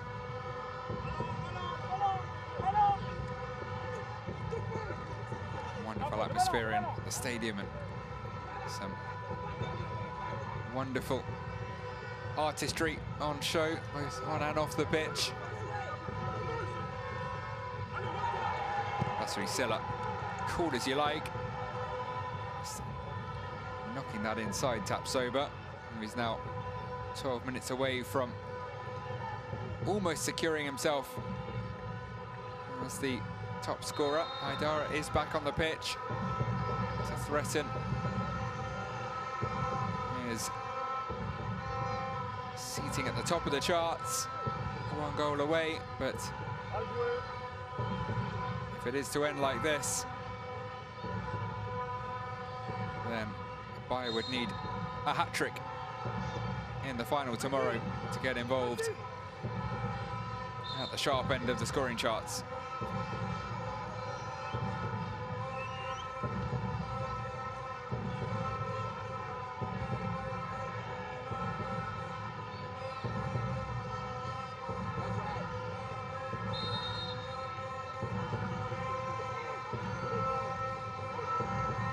Bomba. It's again fairly won in the eyes of the referee by Abdul Ouedraogo. Diaby brings it forwards. Dikite just had to check his run. Goes down right on the edge of the area, no real appeals. Not in the stands, nor Diakite himself. I think there are a few tired legs now as we tick towards the final 10 minutes. Still dominating the passing stats, the Ivorians. Not enough of those passes in the final third. Tapsoba tries a killer ball, finds the ball back at his feet, and runs into trouble. Great challenge from Mohamed Fofana.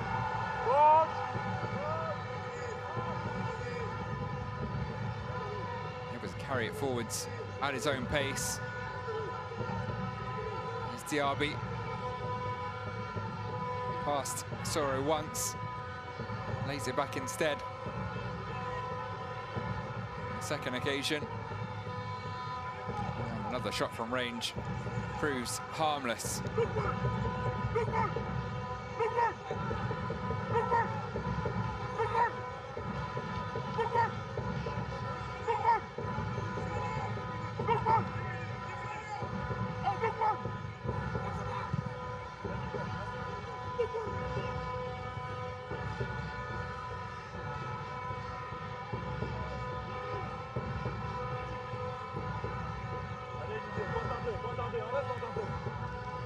Adama able to turn there and play the forward pass.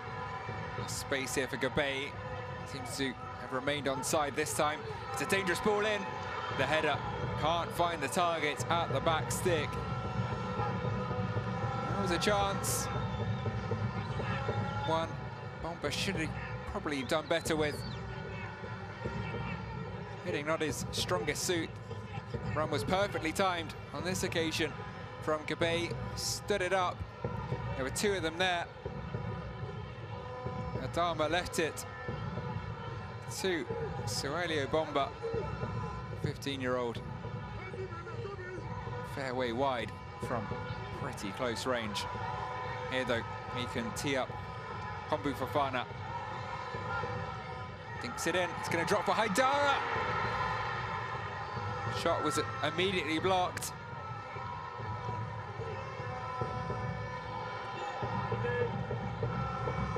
And the throw will go Burkina Faso's way. He's heading goalwards. Ouedraogo in the way. One of the Baby Stallions' best performers across this tournament. Abdul Ouedraogo, solid at full-back. Moved into midfield for this game. Similarly solid. Only 15. Born New Year's Eve 2009. Here though, he's just collided with Darbo. No harm done. Tapsoba has it nicked off his toe again. Another frustrating performance thus far for Tapsoba. Extraordinary start to the tournament. It's fizzled out though in these final couple of games.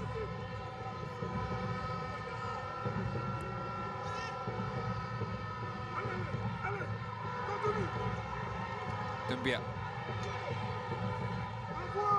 Gabay. Adama. Two players locked together there. Adama and Diakite. It's the latter who wins the free kick. It's taken quickly, but Nana runs into trouble. He's done so on too many occasions since his introduction. At the halfway point.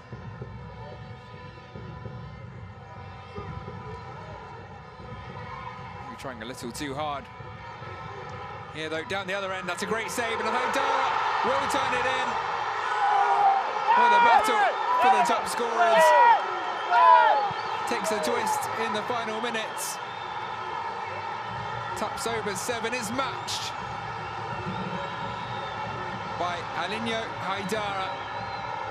And Burkina Faso's 1 for the evening. So too is matched by the Côte d'Ivoire. A little over 5 minutes remaining. We're back all square. initially did well this time. Ouedraogo. It was a great first touch from Fofana, who's been excellent the past 10 or 15 minutes. His deflected shot. It's close enough to Ouedraogo. He could only parry it straight to the feet of the Ivorian number 9. He needed just the one touch to do what he threatened to do within seconds of coming on. He'll head back to the centre circle, look to win this in normal time. The under-17 AFCON now has 2 top scorers. They're both on the pitch here with 5 minutes still to play.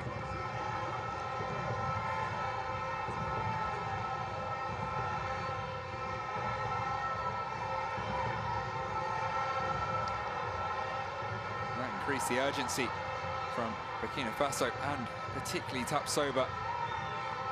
It's been a little quiet in this second half.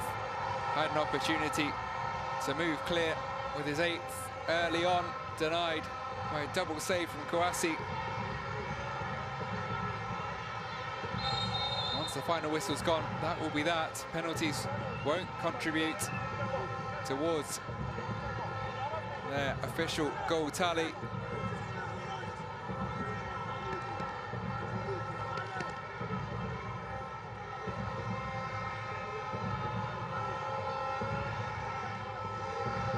Has woken up the baby stallions. Buckaroo once more have a dangerous free kick here.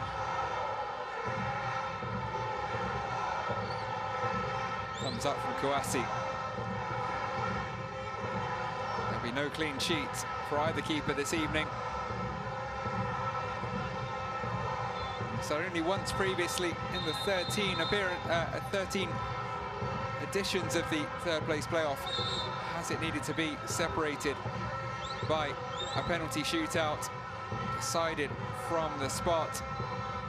It's a 1-1 draw on that previous occasion. Is history about to repeat itself once again in Morocco 12 years on. Barrow with the free kick, fails to beat the first man. And Ouedraogo loses out the ball, and this is dangerous. Orange shirts flooding forwards. Out comes Prince Ouedraogo, well outside his box, Haidara!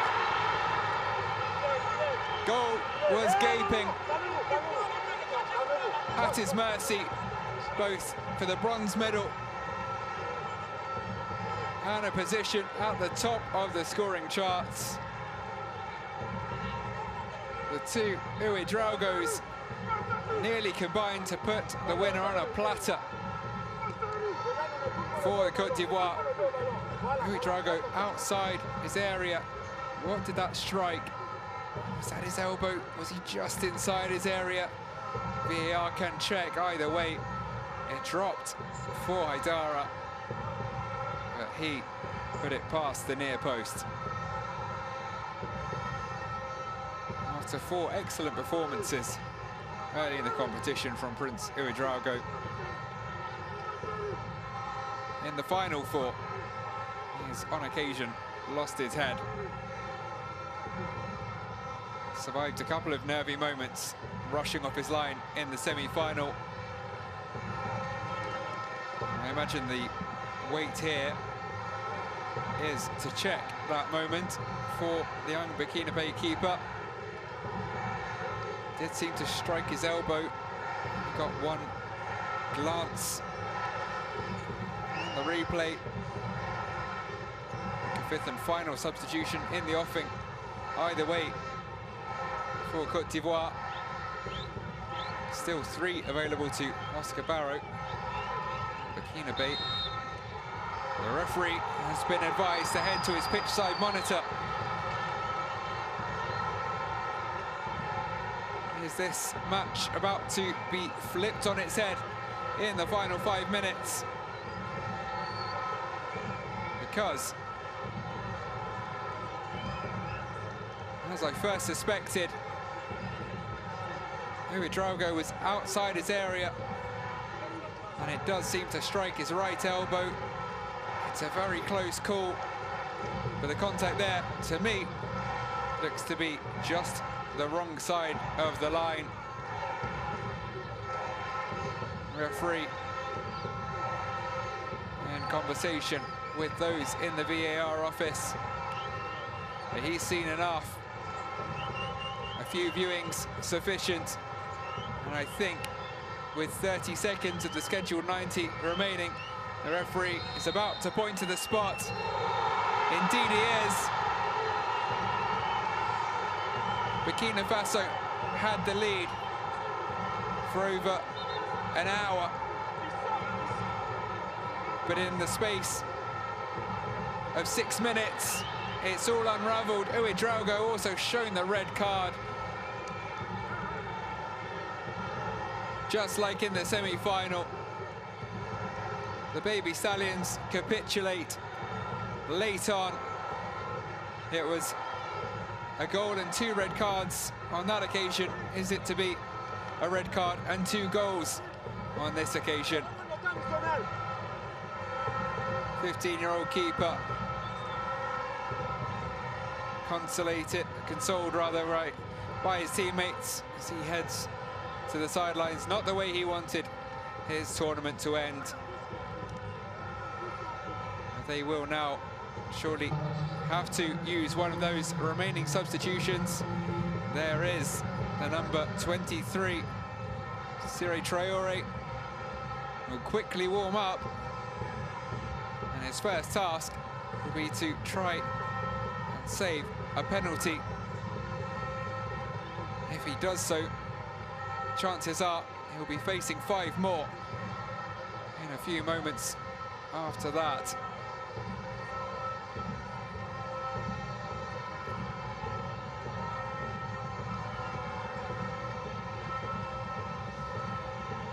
Of course, it's outside the box.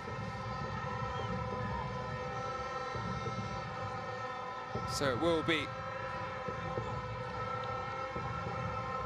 a free kick that Ciré Traoré will face from about 18.5 yards. Spot kicks will wait. Who will take this crucial free kick into stoppage time? There was supposed to be 4 minutes of it.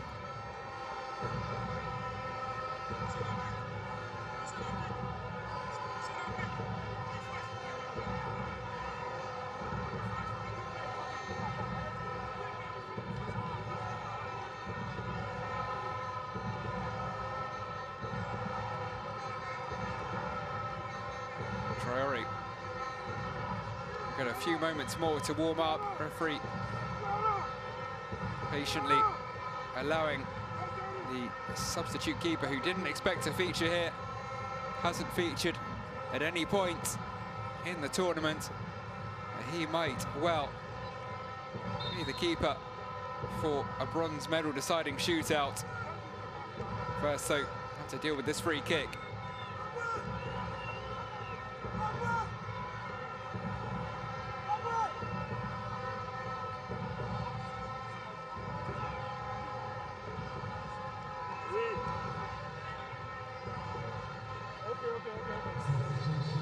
It'll be a final change, I think, as well here.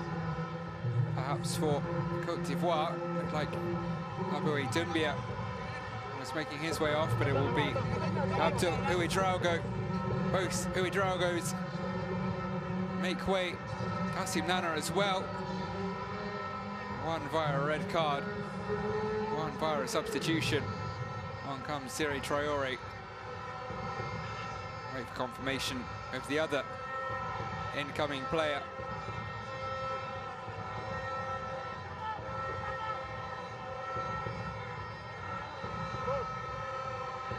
Has to get his wall just so.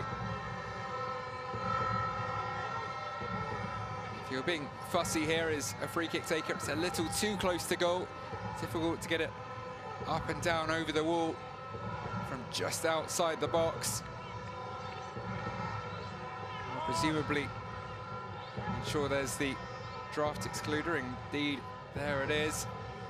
I think it's Kalidou Diakité lying down just behind the wall. Make sure nothing sneaks underneath it.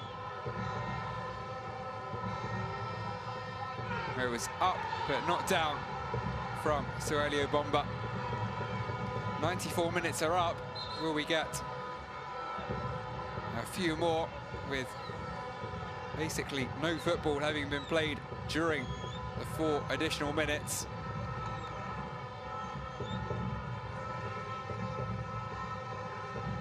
Oh, it's going to be a tall order for Bomba to get that on target with the requisite power to challenge Traoré.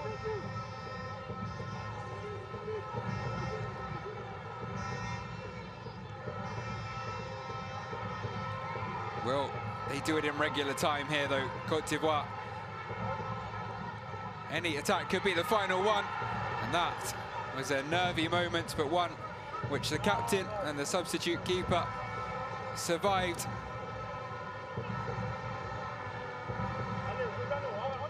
Barrow getting his foot to the ball and Traoré doing well to ensure he was the first, with orange shirts flooding towards him.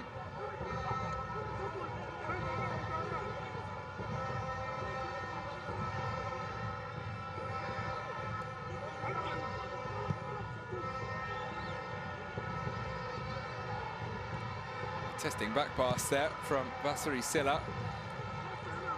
Thankfully, well dealt with by Kouassi. Would have really summed things up for Silla at the end of this tournament.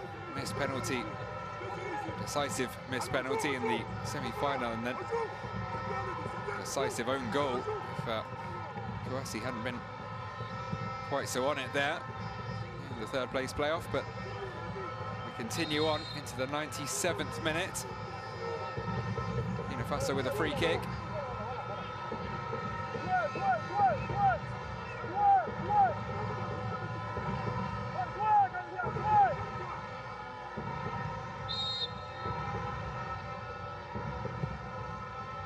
Barrow sends it into the box. Tapsoba can't bring it down, still giving it everything, trying to get on the end of any ball in the box. It's a very opportunistic effort there on the bounce. One which sailed into Rosed.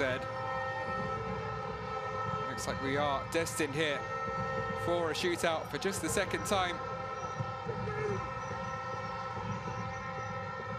in 14 3rd place playoffs. Barrow ensures there's no way past him for Bomba.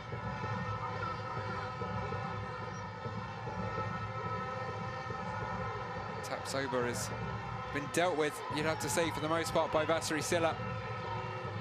And there is Bomba into the middle. Importantly, as ever, Koulibaly was there.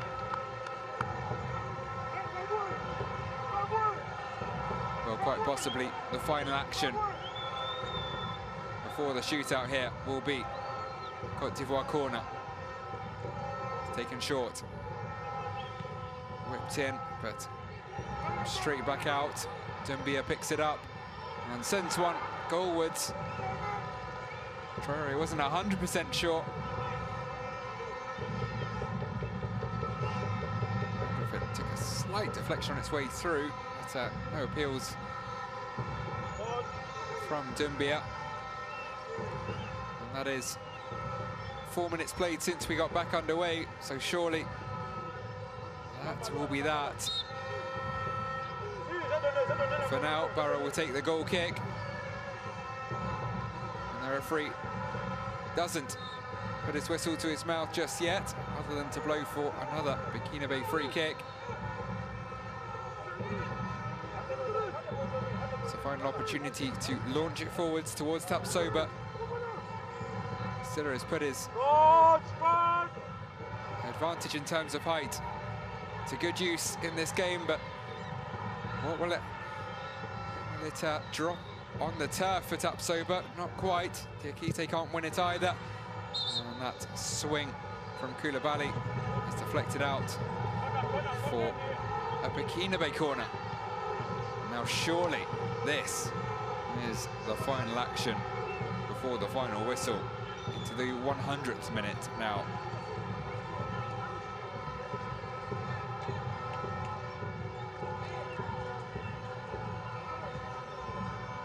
someone be the hero. Fifth corner of the game. Moments to go for Côte d'Ivoire, just a second here for Burkina Faso.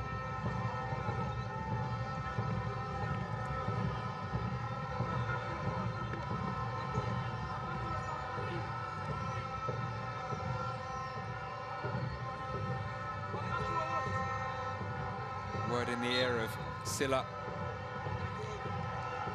And so too Gobey. It's into the back post, up in the air. Kouassi gets there, and there is a free kick for the Côte d'Ivoire.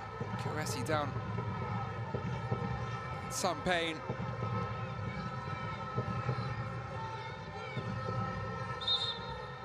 Collision was a pretty nasty one.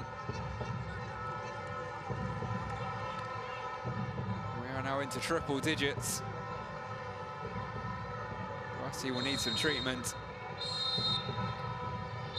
But once he's up from said treatment, he will attempt to become the hero in a penalty shootout. Final whistle blown by the referee for just the second time in the history of the Under-17 AFCON. The bronze medal match will be decided by a penalty shootout. 12 years on from the previous, which also took place in Morocco. On that occasion, it was an 11-10 win for Tunisia against the hosts. How many will we get here?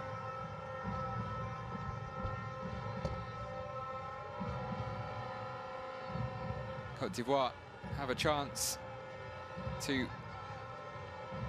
exercise the demons of their semi-final shootout defeat.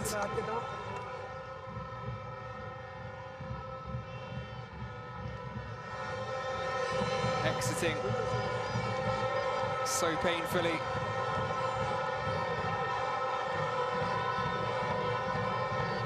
Haidara with the crucial equaliser that also sent him joint top of the scoring charts with Tapsoba. They will surely both take a penalty here.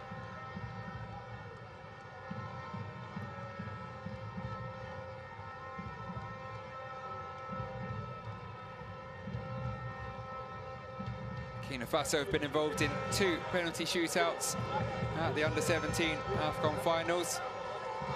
2011 semi-final ended 1-1, just like tonight, before they won on spot kicks 4-2 against the Congo. They lost their semi-final at the most recent edition in 2023. Another 1-1 draw for this time, or that time, going down 5-4 to Senegal in the shootout. As for the Côte d'Ivoire, that semi-final loss 3 days ago was their 3rd penalty shootout in the Under-17 AFCON. Won the final in 2013, as mentioned, against Nigeria. 5-4 in a shootout after a 1-1 draw. Familiar theme. And it was, of course, a shootout in both the semis and the quarters in this edition. Goalless draws on both occasions. Beat Senegal 5-3 before losing 4-3 to the hosts Morocco. Thrown into the mix, Siré Traoré. Didn't expect to be involved in a crucial penalty shootout as he watched on with but seconds remaining of the 90. Prince Ouedraogo, the rush of blood to the head. And rushing out to the edge of his box, just beyond it, as he denied Haidara. Ball struck his right elbow, and thus Traoré thrown in at the deep end with a bronze medal deciding shootout. Every keeper, though, loves to be in a penalty shootout. It is their opportunity to be the hero, more so than at any other point on a football pitch. For the takers, it's a rather different feeling. Two captains come together once again, Kouassi and Barrow, for a second coin toss of the evening.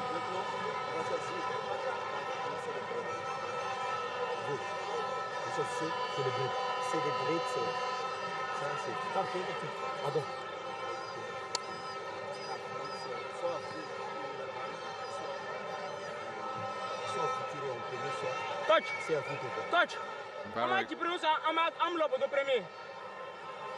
wanting to get some advice from his head coach, having won the coin toss, as he did a couple of hours ago, before the initial kickoff.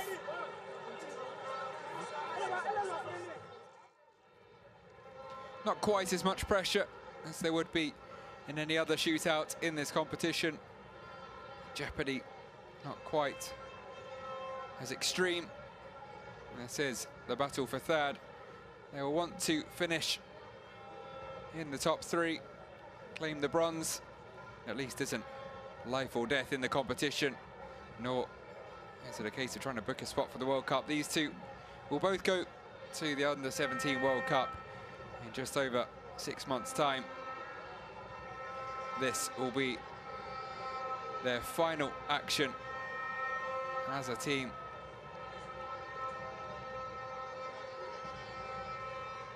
Under the spotlight of world football before we get underway in Qatar.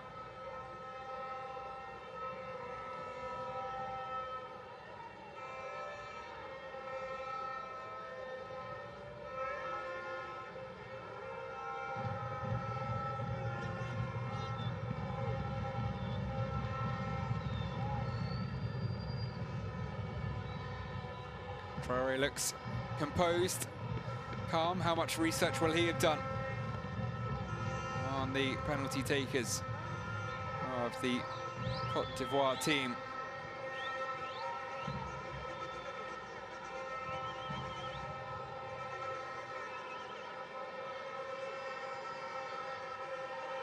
We're about to find out.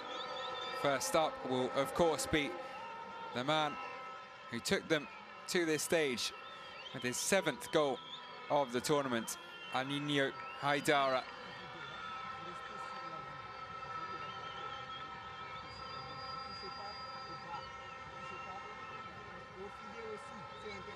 Final word for the two keepers from the referee,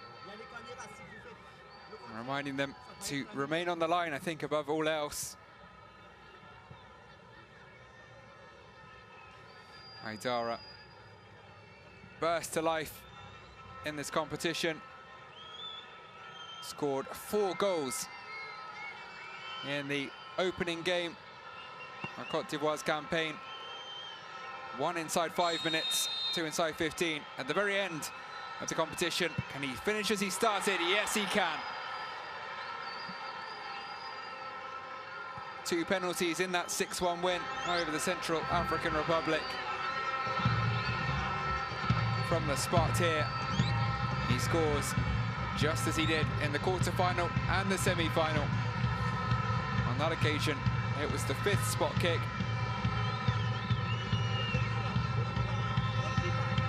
Here, he stepped up first and set Côte d'Ivoire on their way.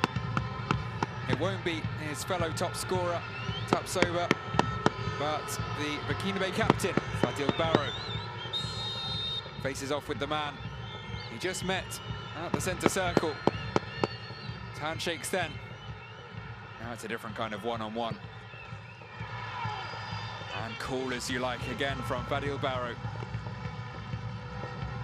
Mentality of a captain. Waited for Kouassi to move. Passed it into the other corner.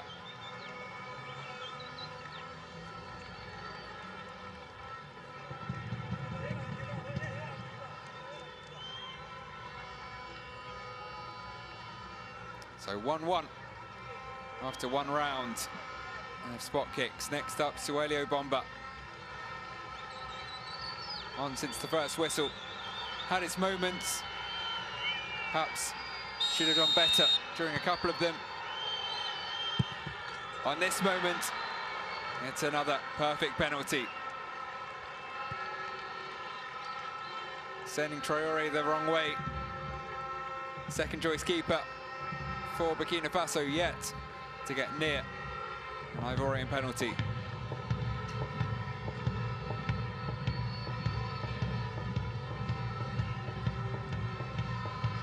Back to Burkina Faso.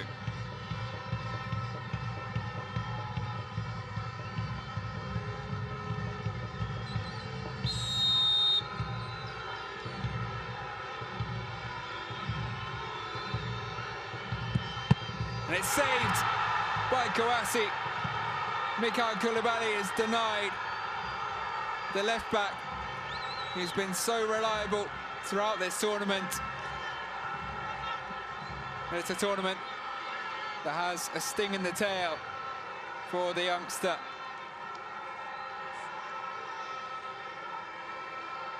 Consoled by his teammates. There's a long way still to go in this shootout. Côte d'Ivoire were perfect in the quarters, 5 out of 5. In the semis, though, they missed 3 out of 6. Bomba scored in the semi, and so too in the third place playoff. Now it's over to Vaboué Doumbia. A little stutter, and he forces it home. He missed in the semi-final. Second taker then, third now. He makes amends.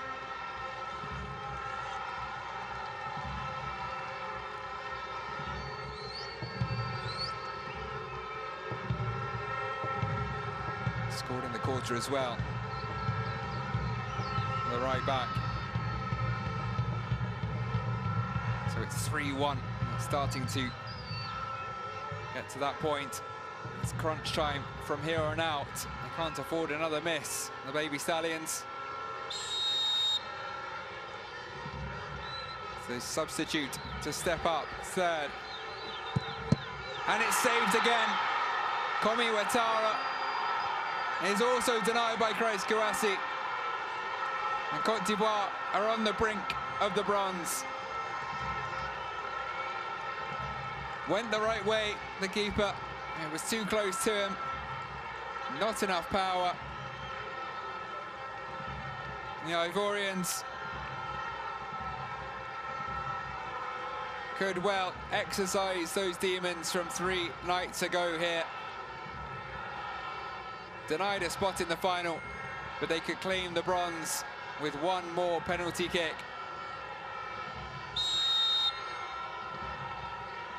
It's Tapé Touali to win it for Côte d'Ivoire.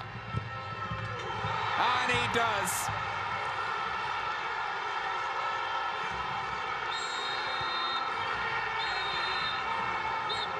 They were denied in a shootout in the semi-final, but they make amends 3 nights later. Côte d'Ivoire claim the bronze in Casablanca.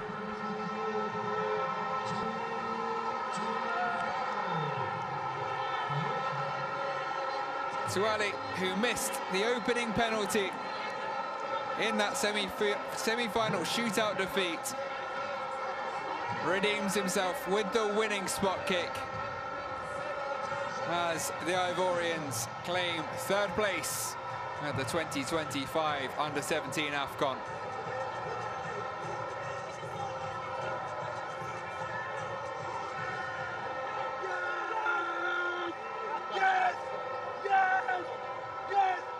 They are on the brink in this bronze medal match, behind for the near entirety of the second half, after falling behind late in the first half.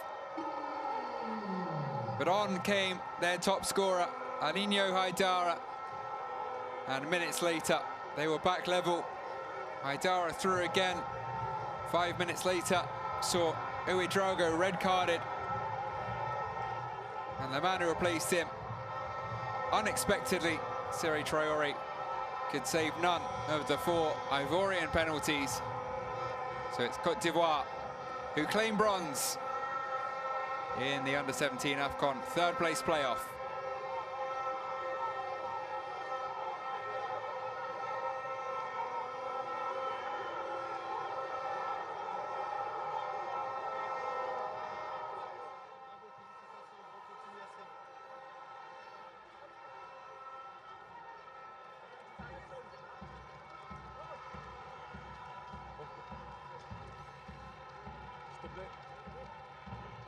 S'il te plaît. Ton sentiment de remporter le trophée et aussi de prendre la 3e place. Je suis vraiment content et félicitations au groupe parce que sans eux, on n'aurait pas arrivé jusqu'à là. Et je suis vraiment content et je dis merci à Dieu et tous ceux qui nous ont soutenus. Le peuple ivoirien, le staff technique, toute la Côte d'Ivoire, il a dit merci. Ton message pour les supporters qui vous soutiennent? Il a dit merci beaucoup. C'est vraiment un plaisir de les voir à chaque fois nombreux. Même si on a perdu la demi-finale, ils sont venus quand même et c'est à féliciter. Merci. Restez là-bas. Price Kouati, a well-deserved man of the match performance. He's the